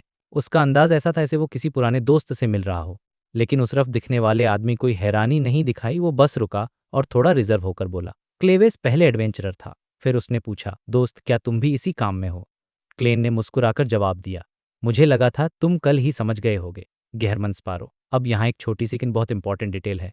क्लेन ने हाथ मिलाने के लिए अपनी केन दूसरे हाथ में नहीं ली, क्योंकि उसका हाथ मिलाने का कोई इरादा ही नहीं था। ये एक छोटा सा साइन था जो दिखा रहा था कि वो भी कोई नौसिखिया नहीं है और अपनी बाउंड्रीज जानता है। क्लेवेस ने 2 सेकंड का पॉज लिया और बोला, एडवेंचरर होना कोई बहुत अच्छा प्रोफेशन नहीं है। मैंने अब काम बदल दिया है और एक बॉडीगार्ड बन गया हूँ। इस बार मैं अपने एम्प्लॉयर की फैमिली के साथ कैपिटल जा रहा हूँ। ये कहकर उसने डेक की दूसरी तरफ इशारा किया। क्लेन ने उधर देखा तो वहां लगभग 10 लोग खड़े थे। उन्हें एक मोटा सा मिडिल एज का जेंटलमैन लीड कर रहा था, जिसके गाल लाल थे और आंखों में एक चमक थी। उसके सूट पर पॉकेट वॉच की गोल्ड चेन और एक जड़ाऊ कॉलर ब्रोच साफ दिख रहा था। मतलब बंदा अमीर में इसके एक लेडी खड़ी थी जिसने चौड़ी हैट पहनी हुई थी, जिससे उसका चेहरा पूरी तरह ढका हुआ था। उन दोनों के सामने दो बच्चे थे, एक लड़का जो 10 साल से भी कम का था और एक टीनेज लड़की जो 15-16 की रही होगी। लड़की बहुत सुंदर तो नहीं थी, पर उसकी ब्राउन आंखें काइट और इंटेलिजेंट लग रही थीं। उनके आसपास 3 सर्वेंट्स और थे जो सामान उठाए हुए थे, और इन 7 लोगों को प्रोटेक्ट करने के लिए 2 बॉडीगार्ड्स भी थे, एक आदमी एक औरत। उन दोनों ने सिंपल कपड़े पहने थे, लेकिन उनकी कमर पर गन होल्स्टर्स के आउटलाइन साफ दिख रहे थे। उनकी नजरें बहुत तेज थी और वो हर आने जाने वाले को बड़े ध्यान से देख रहे थे। क्लेन ने कैजुअली पूछा, 3 सर्वेंट्स और 3 बॉडीगार्ड्स? मतलब भाई ये तो काफी बड़ी तैयारी थी। इससे साफ था कि उनका एम्प्लॉयर कोई मामूली इंसान नहीं बल्कि बहुत अमीर आदमी है। क्लेवेस ने बस हाँ में सिर हिलाया और बिना कुछ और कहे वो वापस अपने एम्प्लॉयर की तरफ चला गया। क्लेन एक पल के लिए तो चौंक गया। उसे समझ नहीं आया कि क्लेवेस स्पेशली उससे मिलने क्यों आया था, लेकिन फिर अपनी पिछली लाइफ की मूवीज और नॉवेल्स को याद करके उसे धीरे धीरे बात समझ में आई। असल में क्लेवेस उसे एक तरह की वार्निंग दे रहा था। वो क्लेन से थोड़ा नहीं था, या यूं कहें कि किसी ऐसे इंसान से जिसे वो एक खतरनाक एडवेंचर समझ रहा था। तो उसने पहले ही आकर अपना इंट्रोडक्शन दे दिया, अपना काम बता दिया और ये भी बता दिया कि वो किसकी प्रोटेक्शन में। शॉर्ट में वो कह रहा था, तुम ना काम करो, मैं अपना काम करता हूँ और हम दोनों एक दूसरे के रास्ते में नहीं आएंगे। ये शायद एक्सपीरियंस्ड एडवेंचरर्स और पुराने बाउंड्री हंटर्स के बीच का एक अनोखा नियम था। क्लेन को ये सोचकर हंसी आ गई और वो अपना सूटकेस लेकर केबिन के अंदर चला गया। उसे जो रूम मिला वो ज्यादा बड़ा नहीं था, बस एक बेड, टेबल और एक अलमारी रखने की जगह थी। चेयर्स तक नहीं थी, लेकिन इसका सबसे बड़ा फायदा ये था कि इसमें एक खिड़की थी जहां से सूरज की रोशनी सीधे अंदर आ रही थी। वॉशरूम और बाथरूम पब्लिक यूज के लिए थे, मतलब 8 कमरों के लिए एक। क्लेन ने मन ही मन सोचा कि शुक्र है इस शिप में मेटल पाइपलाइंस और बॉयलर्स हैं जिससे गर्म पानी मिल रहा है, वरना सफर और भी मुश्किल हो जाता। अब शिप चलना शुरू हो चुका था और क्लेन अपने बेड पर बैठकर सबसे जरूरी चीज के बारे में सोचने लगा, फेसलेस के तौर पर एक्ट कैसे किया जाए। ये उसके लिए सबसे बड़ा चैलेंज था। उसे याद आया कि जब उसने ट्रू क्रिएटर के रिचुअल को खराब करने का फैसला किया था तो उसका पोषण थोड़ा डाइजेस्ट हुआ था। इससे उसे फेसलेस की एक्टिंग रिक्वायरमेंट्स के बारे में कुछ नए आइडियाज मिले थे। उसे मैरियोनेटिस्ट रोसागो का वो प्रिंसिपल याद आया, तुम किसी का भी भेष बना सकते हो लेकिन आखिर में तुम खुद ही रहते हो। क्लेन ने सोचा, खुद रहने का मतलब क्या है? क्या इसका मतलब मेरी ओरिजिनल आइडेंटिटी है? नहीं, ये पूरा सच नहीं हो सकता। उसे लगा कि शायद इसका कनेक्शन किसी की असली पहचान से है जो उसके अंदर बहुत गहराई में छिपी होती है। जो मिंगरुई के रूप में भी अर्थ पर उसने बहुत सारे मुखौटे पहने थे, एक सोशल पर्सनालिटी वह एक तरह से असली नहीं थी। और यहीं उसे एक बहुत डीप बात समझ में आई, जब मैं किसी और का रूप लेता हूँ तो उसकी आइडेंटिटी को अपना लेता हूँ। पकड़ा जाऊं इसके लिए मुझे सोशली खुद को छिपाना पड़ता है, जो एक और मुखौटा पहनने जैसा ही है। तो जब सारे मुखौटे उतर जाएंगे तो क्या बचेगा? एक फैसलेस आंखें को देखता है। शायद यही उस प्रिंसिपल का गहरा मतलब है। जब मैं अपने अंदर के डर का सामना करता हूँ और इम्पॉसिबल को चैलेंज कहूँ बिना किसी सोशल वजह के, तब शायद मैं खुद की तरह एक्ट कर रहा होता हूँ। ये सब सोचते सोचते उसके दिमाग में एक और सवाल आया। जब उसने अंडरग्राउंड रून्स में जेंगविल का भेस बनाया था और वहां से बच निकला था, तब उसे पोशन के डाइजेस्ट होने का कोई फील क्यों नहीं आया? इसका मतलब फेसलेस पोशन को डाइजेस्ट करने के लिए सिर्फ ऊपरी दिखावा काफी नहीं है। वो तो सिर्फ एक बियॉन्डर पावर का इस्तेमाल, एक्टिंग नहीं। पोशन का डाइजेशन शायद तब होता है जब डिस्गाइज एक डीपर लेवल पर हो। मतलब क्या किसी इंसान की जगह पूरी तरह से ले लेना, सोशल लेवल पर वो इंसान बन जाना, और ये तभी सफल माना जाएगा जब उसके असली रिश्तेदारों और दोस्तों को भी लंबे समय तक शक न हो। तो क्या इसका मतलब यह है कि मैं जो फेसलेस पोशन के साथ इतनी आसानी से घुल मिल गया वो इसलिए था क्योंकि मैंने पहले क्लेन मोरेटी होने का नाटक किया था? तो पहला प्रिंसिपल है कि तुम ही रहोगे, और दूसरा प्रिंसिपल है कि एक ऐसा डिप डिस्गाइज करो जो सबको बेवकूफ बना दे, लेकिन किसी इंसान को रिप्लेस कर देना, सोशली उसकी जगह ले लेना। ये सोचने में ही कितना डरावना और ईविल लगता है। क्या मुझे ऐसे लोगों को ढूंढना होगा जो कहीं दूर मर गए हैं और उनकी कोई इच्छा अधूरी रह गई है? ये सब सोचकर क्लेन को थोड़ी घबराहट हुई, लेकिन उसने अपनी एक्ट के लिए एक शुरुआती डायरेक्शन बना लिया। उसे एहसास हुआ कि सीक्वेंस जितना हाई होता है, एक्टिंग उतनी ही मुश्किल होती जाती है। अब लंच में काफ़ी था और कमरा बहुत छोटा था, तो उसने सोचा कि डेक पर जाकर थोड़ी हवा खाई है। वहां ज़्यादा लोग नहीं थे, तो वो शिप के किनारे एक शांत जगह पर पहुंच गया। तभी उसकी नज़र फिर से क्लेवेस पर पड़ी, जो कोने में अपने हथियारों की साफ सफाई कर रहा था। क्लेवेस ने भी उसे देख लिया और बड़े ही शांत अंदाज में बोला, हम सब पुराने साथी हैं और हमें इनकी देखभाल करते रहनी पड़ती है। फिर उसने धीरे से कहा, केबिन में बच्चे हैं? मतलब वो बच्चों के सामने हथियाएं निकालना चाहता था। क्लेन मुस्कुराया और बोला, समझ गया। क्लेवेस अपना काम करता रहा और कैजुअली पूछा, तुम्हारे पास ये सब नहीं लगता? क्लेन ने गोलमोल जवाब दिया, मैं जमाने के साथ चलने वाले हथियार इस्तेमाल करता हूँ। क्लेवेस ने अपना डैग उठाते हुए कहा, समंदर में सिर्फ बंदूकें काफी नहीं होती। पायरेट शिप पर चढ़ जाते हैं और वो बहुत सारे होते हैं। गोलियां खत्म होने के बाद तुम्हें रीलोड करने का मौका भी नहीं मिलेगा। ये भले ही पुराने हो गए हैं, लेकिन अभी भी बहुत काम के हैं। क्लेन को लगा कि ये बंदा काफी प्रोफेशनल है। आखिर एक सेडवेंट जो ठहरा, उसने मजाक में कहा, अगर सच में पायरेट्स आ गए तो मैं शायद लड़ने की जगह सरेंडर करना पसंद करूंगा। क्लेवेस ने उसे 3 सेकंड तक घूरकर देखा और फिर अपना सामान पैक करते हुए धीमी आवाज में बोला, लगता है तुम मुझे याद दिलाने की जरूरत नहीं है, तुम समंदर के नियम पहले से ही जानते हो। जो बाउंड्री हंटर्स जमीन पर घूमते हैं वो अक्सर समंदर में एडवेंचरर नहीं बन पाते। ये कहकर वो में चला गया। क्लेन मुस्कुराया और समंदर की तरफ देखने लगा। नीली लहरें धीरे धीरे उठ रही थीं और सिल्वर कलर की फ्लाइंग फिश कभी कभी पानी से बाहर निकलकर हवा में उड़ रही थीं। क्लेन को याद आया कि मछुआरे और सेलर्स इन मछलियों को लॉर्ड ऑफ स्टॉर्म्स का परिवार मानते हैं और अगर ये जाल में फंस भी जाएं तो उन्हें वापस समंदर में छोड़ देते हैं। वो आराम से नज़ारा देख रहा था। तभी उसके मन में एक अजीब सा ख्याल आया, हम पता नहीं इनका मीट खाने में कैसा लगता होगा। और इस फनी थॉट के साथ वो खूबसूरत नज़ारे का मजा लेता रहा। तो पिछले चैप के बाद अब सीन शिफ्ट होता है मशीनरी हाइव माइंड के हेडक्वार्टर्स में। वहां के डीक निकांसर एक बहुत ही पावरफुल और अजीब चीज से सवाल जवाब कर रहा था। ये चीज एक चांदी का शीशा था जिसका नाम था एरोडेस। बेसिकली ये एक ग्रेड 0 सील्ड आर्टिफैक्ट है, मतलब एक ऐसी मैजिकल चीज जिसमें बहुत पावर है लेकिन बहुत अनप्रिडिक्टेबल, खतरनाक भी। और इकांसर का मकसद था ये जानना कि आखिर शेरलॉक मोरियार्टी यानी हमारा क्लेन उस अंडरग्राउंड रूइन से जिंदा कैसे बच निकला। तो इकांसर अपना पहला सवाल पूछता है और एरोन यानी एरोडेस जवाब में फ्लैशबैक दिखाना शुरू करता है। पहले तो एरोन में शेरलॉक मोरियार्टी दिखता है, दीवार से पीठ टिकाए, उसकी मुट्ठियां बंद हो रही थीं जैसे वो बहुत टेंशन में हो पर फिर भी रेडी हो। फिर अचानक उसके चेहरे पे एक अजीब सी स्माइल आती है और वो अपनी गन निकालकर बाहर की तरफ भागता है। ये सीन देखकर वहां मौजूद सभी डीकन्स और कैप्टन्स को एक अजीब सी फीलिंग आई, जैसे दुख एक्साइटमेंट एक साथ मिल गए हों। आगे एरोड दिखाता है कि कैसे शेरलॉ ने ऑल्टर पर गोली चलाई लेकिन गोलियां हवा में ही डिसइंटीग्रेट हो गईं। मतलब उस ऑल्टर पे नॉर्मल हथियारों का कोई असर नहीं हो रहा था। यहाँ पर सबकी सांसें अटक गई होंगी कि अब क्या होगा। लेकिन तभी शेरलॉक एक ब्रास की चाबी फेंकता है और उस चाबी के करप्शन की वजह से ऑल्टर अनस्टेबल हो जाता है। एक बड़ा धमाका होता है, मिस्टर इज़मीन पर गिर जाता है और शेरलॉक बड़ी मुश्किल पैठिक हालत में उस मंदिर से बाहर भाग जाता है। सीन चेंज होता है, शेरलॉक और मिस्टर ए एक नदी में तैर रहे थे और अचानक ही मिस्टर ए ट्रांसपेरेंट होकर गायब हो जाता है, जैसे वो कभी वहां था ही नहीं। ये सब देखने के बाद इकांसर आपस में डिस्कस करते कि जरूर चर्च एवरनाइट ने उसकी मदद की होगी, लेकिन उनके पास कोई सॉलिड प्रूफ नहीं था। उन्हें लगा कि शेरलॉक ने या तो ये सीक्रेट एक अच्छी कीमत पे बेचने छुपा लिया या फिर उस इंसिडेंट के असर से वो खुद इसके बारे में भूल गया है। अब बारी थी एरोडेस के सवाल पूछने की। रेसिप्रोसिटी का रूल था भाई। इकांसर को लगा कि आज एरों का मूड अच्छा है, शायद कोई आसान सा सवाल पूछेगा। पर भाई साहब ऐसी गलती मत करना। हेरोन की सरफेस पर खून जैसे लाल शब्दों में एक सवाल लिखा आता है, वो कौन था जिसे तुमने अपनी पूरी जान लगाकर पाने की कोशिश की लेकिन आखिर में तुम्हें छोड़ दिया। भाई, ये सवाल सुनते ही इकांसर का दिमाग सुन्न हो गया। उसका चेहरा पहले सफेद और फिर गुस्से से लाल हो गया। ये सवाल उसके दिल के एक बहुत गहरे जख्म पर लगा था। अगर वो उस इंसान का नाम ले लेता तो उसकी रेप्यूटेशन बर्बाद हो जाती। बेचारे के पास कोई ऑप्शन नहीं बचा। उसने हार मानते हुए कहा, मैं पनिशमेंट चूज करता हूँ। और बस अगले ही पल एक हल्की ग्रीन कलर की बिजली उसके सर पर गिरी, उसके बाल खड़े हो गए और वो बुरी तरह कांपने लगा। इसके बाद टीम ने डिसाइड किया कि अब शेरलॉक की चाबी के बारे में कौन पूछेगा, लेकिन किसी की हिम्मत नहीं हुई। चलो अब इस टेंशन भरे माहौल से निकलते हैं और चलते हैं हमारे मेन हीरो क्लेन के पास, जो इस वक्त एक जहाज पर सफर कर रहा है। रात का टाइम था, समंदर की लहरों की आवाज आ रही थी और क्लेन अचानक नींद से जाग जाता है। उसकी स्पिरिचुअल इंट्यूशन उसी के बाहर कुछ गड़बड़ है। एकदम शार्प माइंड है भाई का। उसने अपने ग्लव्स पहने, कोट डाला और डिविनेशन करके चेक किया कि कोई खतरा तो नहीं है।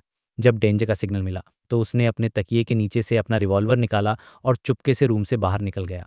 डेक पर आकर उसे खून की हल्की सी महक आई। उसने देखा कि क्लीव्स नाम का एक पुराना एडवेंचरर जहाज के किनारे पर झुककर कुछ सेट कर रहा है। पास में ही क्लीव्स की फीमेल बॉडीगार्ड सेसिल और उनके एम्प्लॉयर के 2 बच्चे डोना और डेंटन छुपे हुए थे। दोनों बच्चे बहुत एक्साइटेड लग रहे थे, जैसे कोई गेम खेल रहे हों। क्लेन ने जानबूझकर अपने कमों की आवाज की तो सबने उसकी तरफ देखा। क्लेन ने एकदम कूल गेरमन स्पैरो वाले स्टाइल में पूछा, दोस्त यहाँ क्या हो रहा है?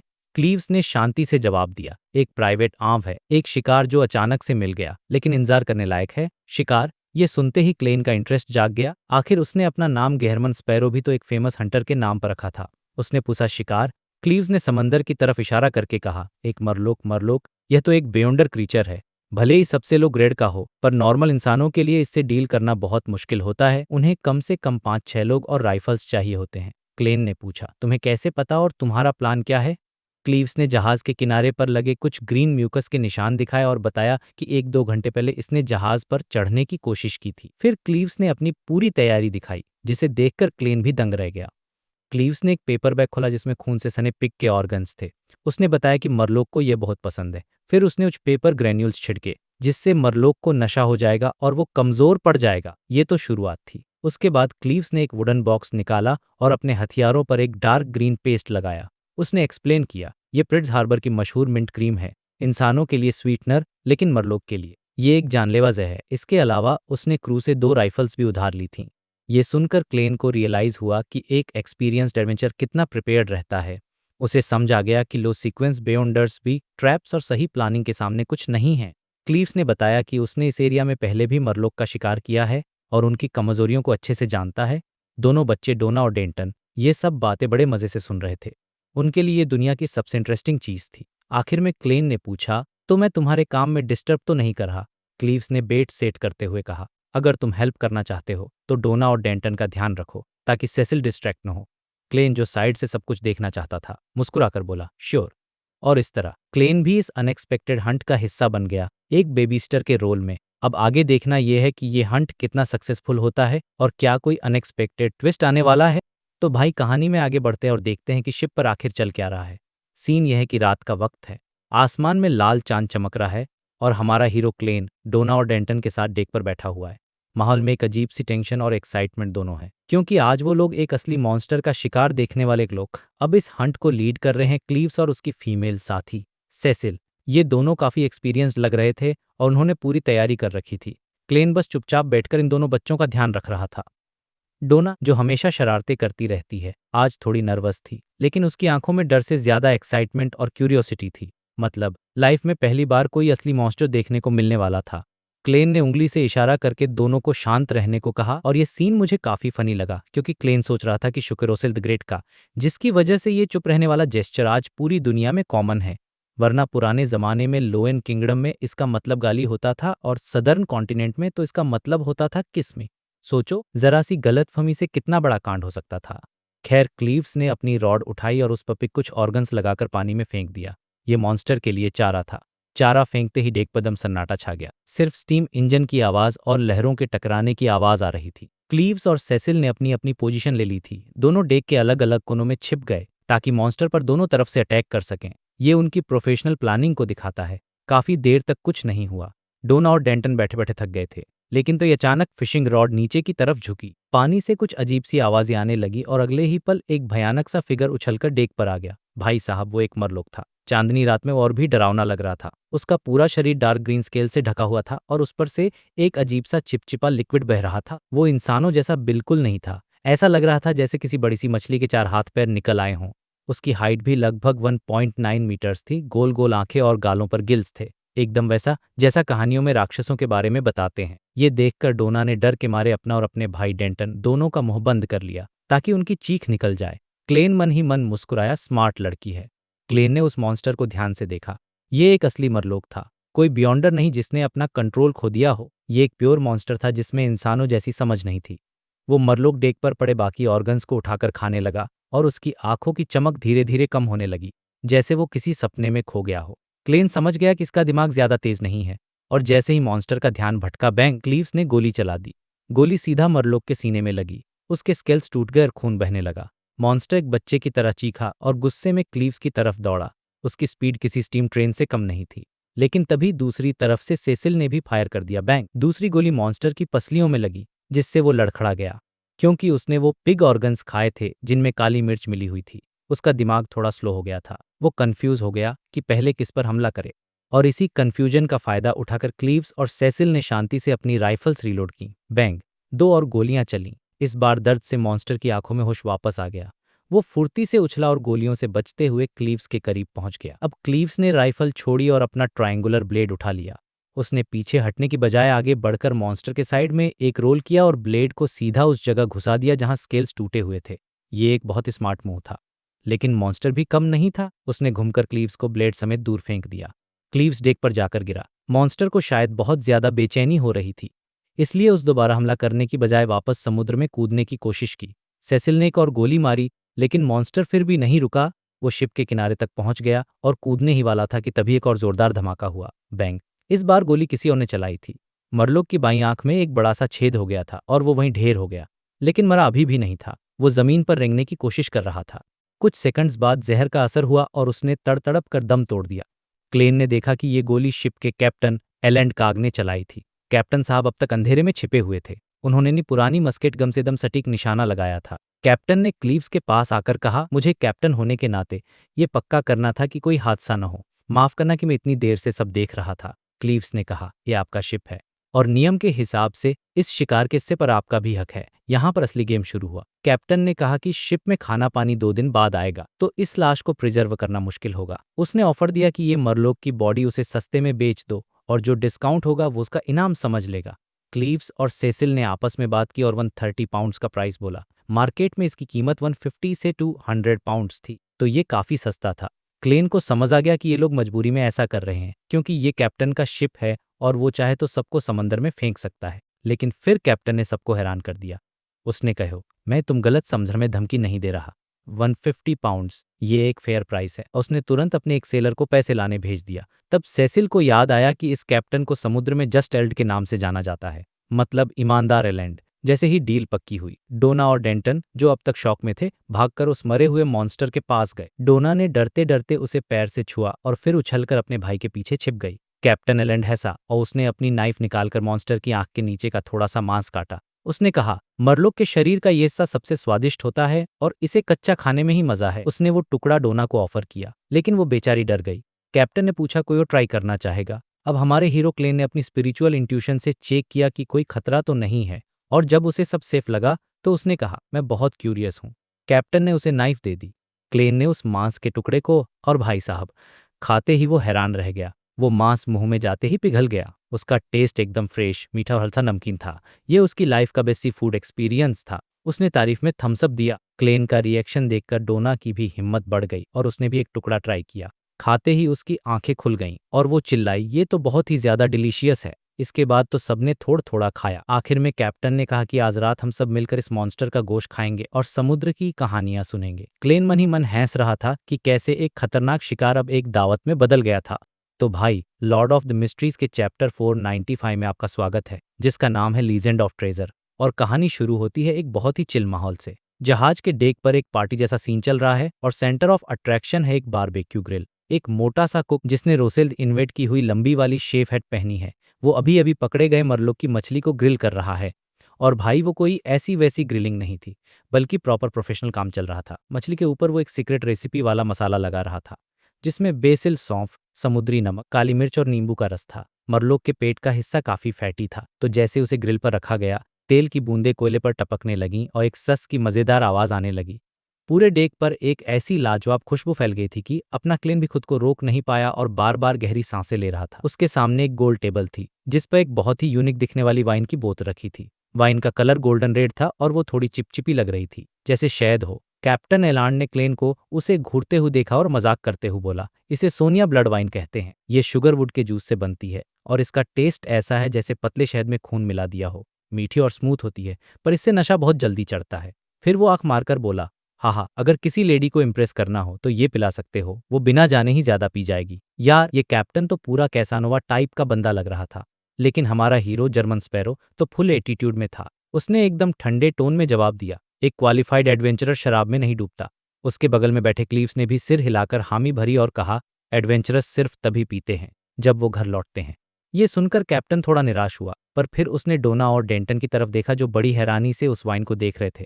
कैप्टन ने हंसते हुए कहा, ये तुम जैसे छोटे बच्चों एक्सपीरियंस करने की चीज नहीं है। इस पर डोना ने तुरंत जवाब दिया, मैंने पहले पी है, ये बहुत अच्छी लगती है। बस मैं उसे पीकर सो गई थी और पूरी दोपहर सोती रही।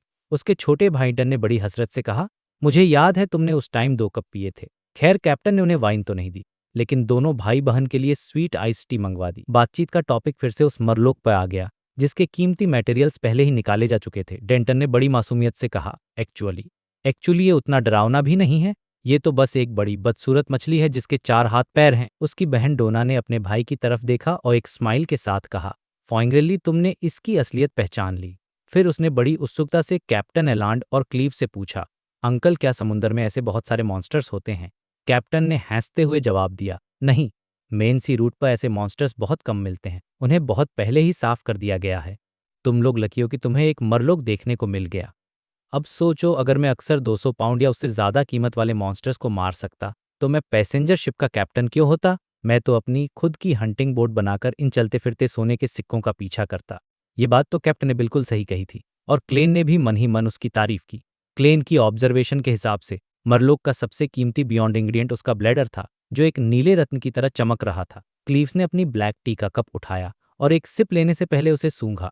उसे मॉन्स्टर से सामना करने के लिए मेन सी रूट छोड़कर गहरे समुद्र में जाना पड़ता है, जहां अक्सर कोहरा या तूफान रहता है, और वो बहुत खतरनाक होता है। स्केल्स वाले मरलोक के अलावा समुद्र में नागाओं की भी कहानियां हैं, जिनका ऊपरी शरीर इंसान का और निचला हिस्सा सांप का होता है।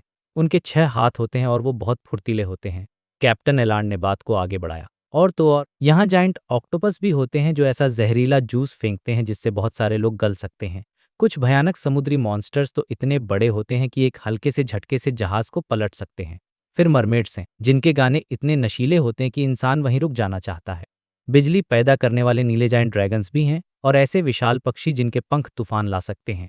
हे, मैंने इनमें से कुछ भी नहीं देखा है। ये सब समुंदर की कहानियां हैं। कोई नहीं जानता कि ये सच है या झूठ। मरमेड्स का नाम सुन क्लेन के एक्सप्रेशन में कोई बदलाव नहीं आया, लेकिन हम जानते हैं कि ये सच है। डोना ये सब सुनकर बहुत एक्साइटेड हो गई और बोली, ये तो बहुत इंटरेस्टिंग है। तभी डेंटन ने क्लेन की तरफ देखा, जो अब तक चुप था, और मासूमियत से पूछा, अंकल, आप भी तो एक एडवेंचरर हैं, क्या आपने ऐसे मॉन्स्टर्स देखे हैं? और भाई, यहाँ क्लेन ने मारा एक मास्टर स्ट्रोक। वो एक पल के लिए रुका, फिर हल्की सी स्माइल के साथ बोला, एक बार उस टाइम हम 5 लोग थे और हमारा सामना एक अकेले मरलोक से हो गया था। एक बहुत ही भयंकर लड़ाई के बाद हमने आखिरकार उसे खत्म कर दिया। अब देखो, ये कहानी टेक्निकली सच थी। ये टिंगेन सिटी का वो इंसिडेंट था जब उसने और ओल्ड नील ने एविल ड्रैगन बार के मालिक के कहने पर एक बिगड़े हुए सेलर बियॉन्डर को मारा था। लेकिन जिस तरह से क्लेन ने इसे सुनाया, उससे कैप्टन और क्लीव्स के होश उड़ गए। कैप्टन ने हैरानी से पूछा, एक चांस एनकाउंटर? मतलब बिना किसी तैयारी के अचानक से सामना हो गया? क्लेन ने शांति से जवाब दिया, हाँ। कैप्टन ने फिर पूछा, कोई कैजुअल्टी हुई? क्लेन ने सिर हिलाया, कुछ मामूली चोटें आईं। ये सुनकर क्लीव्स ने अपनी राय दी, एक चांस एनकाउंटर में सिर्फ 5 लोगों के साथ एक मरलोक को खत्म करना।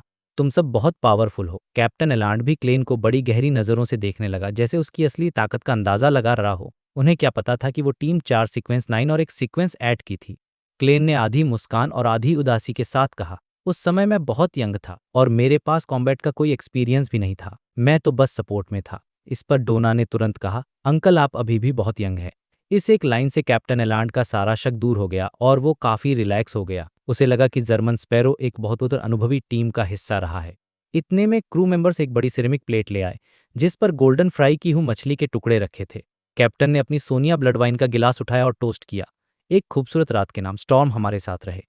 सबने अपने अपने गिलास टकराए और डिनर शुरू हुआ। क्लेन ने मरलोक के रिब्स का एक टुकड़ा खाया और मन ही मन उसकी तारीफ की। ये उसके खाए हुए सभी फिश से बेहतर था। डिनर के दौरान कैप्टन एलांड ने टॉपिक बदला और असली खतरे की बात की, पायरेट्स। उसने बताया कि रॉडस्टेड आर्किपेलागो का रास्ता दुनिया में सबसे सेफ है, क्योंकि यहाँ हर 2-3 दिन में कॉलोनी के आइलैंड्स आते हैं और नेवी के जहाज भी गश्त करते हैं। लेकिन इसके आगे का सफर भगवान भरोसे है। वहाँ बहुत सारे पायरेट्स एक्टिव हैं, जिनमें 7 पायरेट एडमिरल्स और यहाँ तक कि 4 किंग्स के फ्लीट भी शामिल हैं। उसने 2 सबसे खतरनाक पायरेट्स का जिक्र किया, एडमिरल हेल्लुडवेल, जो जहाज पर मौजूद सभी को मार देता है, और एडमिरल ऑफ ब्लड सेनोर, जो खून का प्यासा है। ये सुनकर डोना इतना डर गई कि उसने तुरंत टॉपिक बदल दिया और पूछा, मैंने सुना है कि समुंदर में बहुत सारे खजाने हैं और यहीं से चैप्टर का मेन टॉपिक शुरू होता है, लीजेंड ऑफ ट्रेजर। कैप्टन ने बताया कि खजानों की बहुत सी कहानियां हैं, पर ज्यादातर नकली हैं, लेकिन 6 कहानियां सबसे फेमस हैं। नंबर 1 है डेथ्स की, यानी मौत की चाबी। उसने बताना शुरू किया है कि 4th एपक के एंड में डेथ, जिसने पेल डिजास्टर लाया था, उस पर 7 गॉड्स ने हमला किया और वो मारा गया। मरने से पहले उसने सदर्न कॉन्टिनेंट लौटने की कोशिश की और एक ऐसा भयंकर तूफान पैदा किया जिसने नॉर्दर्न और सदर्न कॉन्टिनेंट्स के बीच का रास्ता हमेशा के लिए बंद कर दिया। इसी से बरसर्क सी का जन्म हुआ। लेकिन डेथ कभी वापस नहीं पहुंच पाया और समुंदर में ही कहीं गायब हो गया। कहते हैं कि बरसर्क सी में किसी गुप्त जगह पर डेथ का खजाना आज भी उस इंसान का इंतजार कर रहा है जिसके पास उसे खोलने की चाबी होगी। लेकिन नहीं जान कि वो चाबी कैसी दिखती है या वो कहाँ मिलेगी। नंबर 2 पर है फाउंटेन ऑफ अनेजिंग, यानी अमरता का फव्वारा। ये सोनियासी की गहराइयों में है और अफवाह है कि 4 किंग्स में से एक किंग ऑफ इमोर्टेलिटी एगालिटो ने इसी फव्वारे का पानी पिया था। और यहीं पर यह चैप्टर खत्म हो जाता है, हमें समुंदर के रहस्यों और खजानों की एक झलक दिखाकर।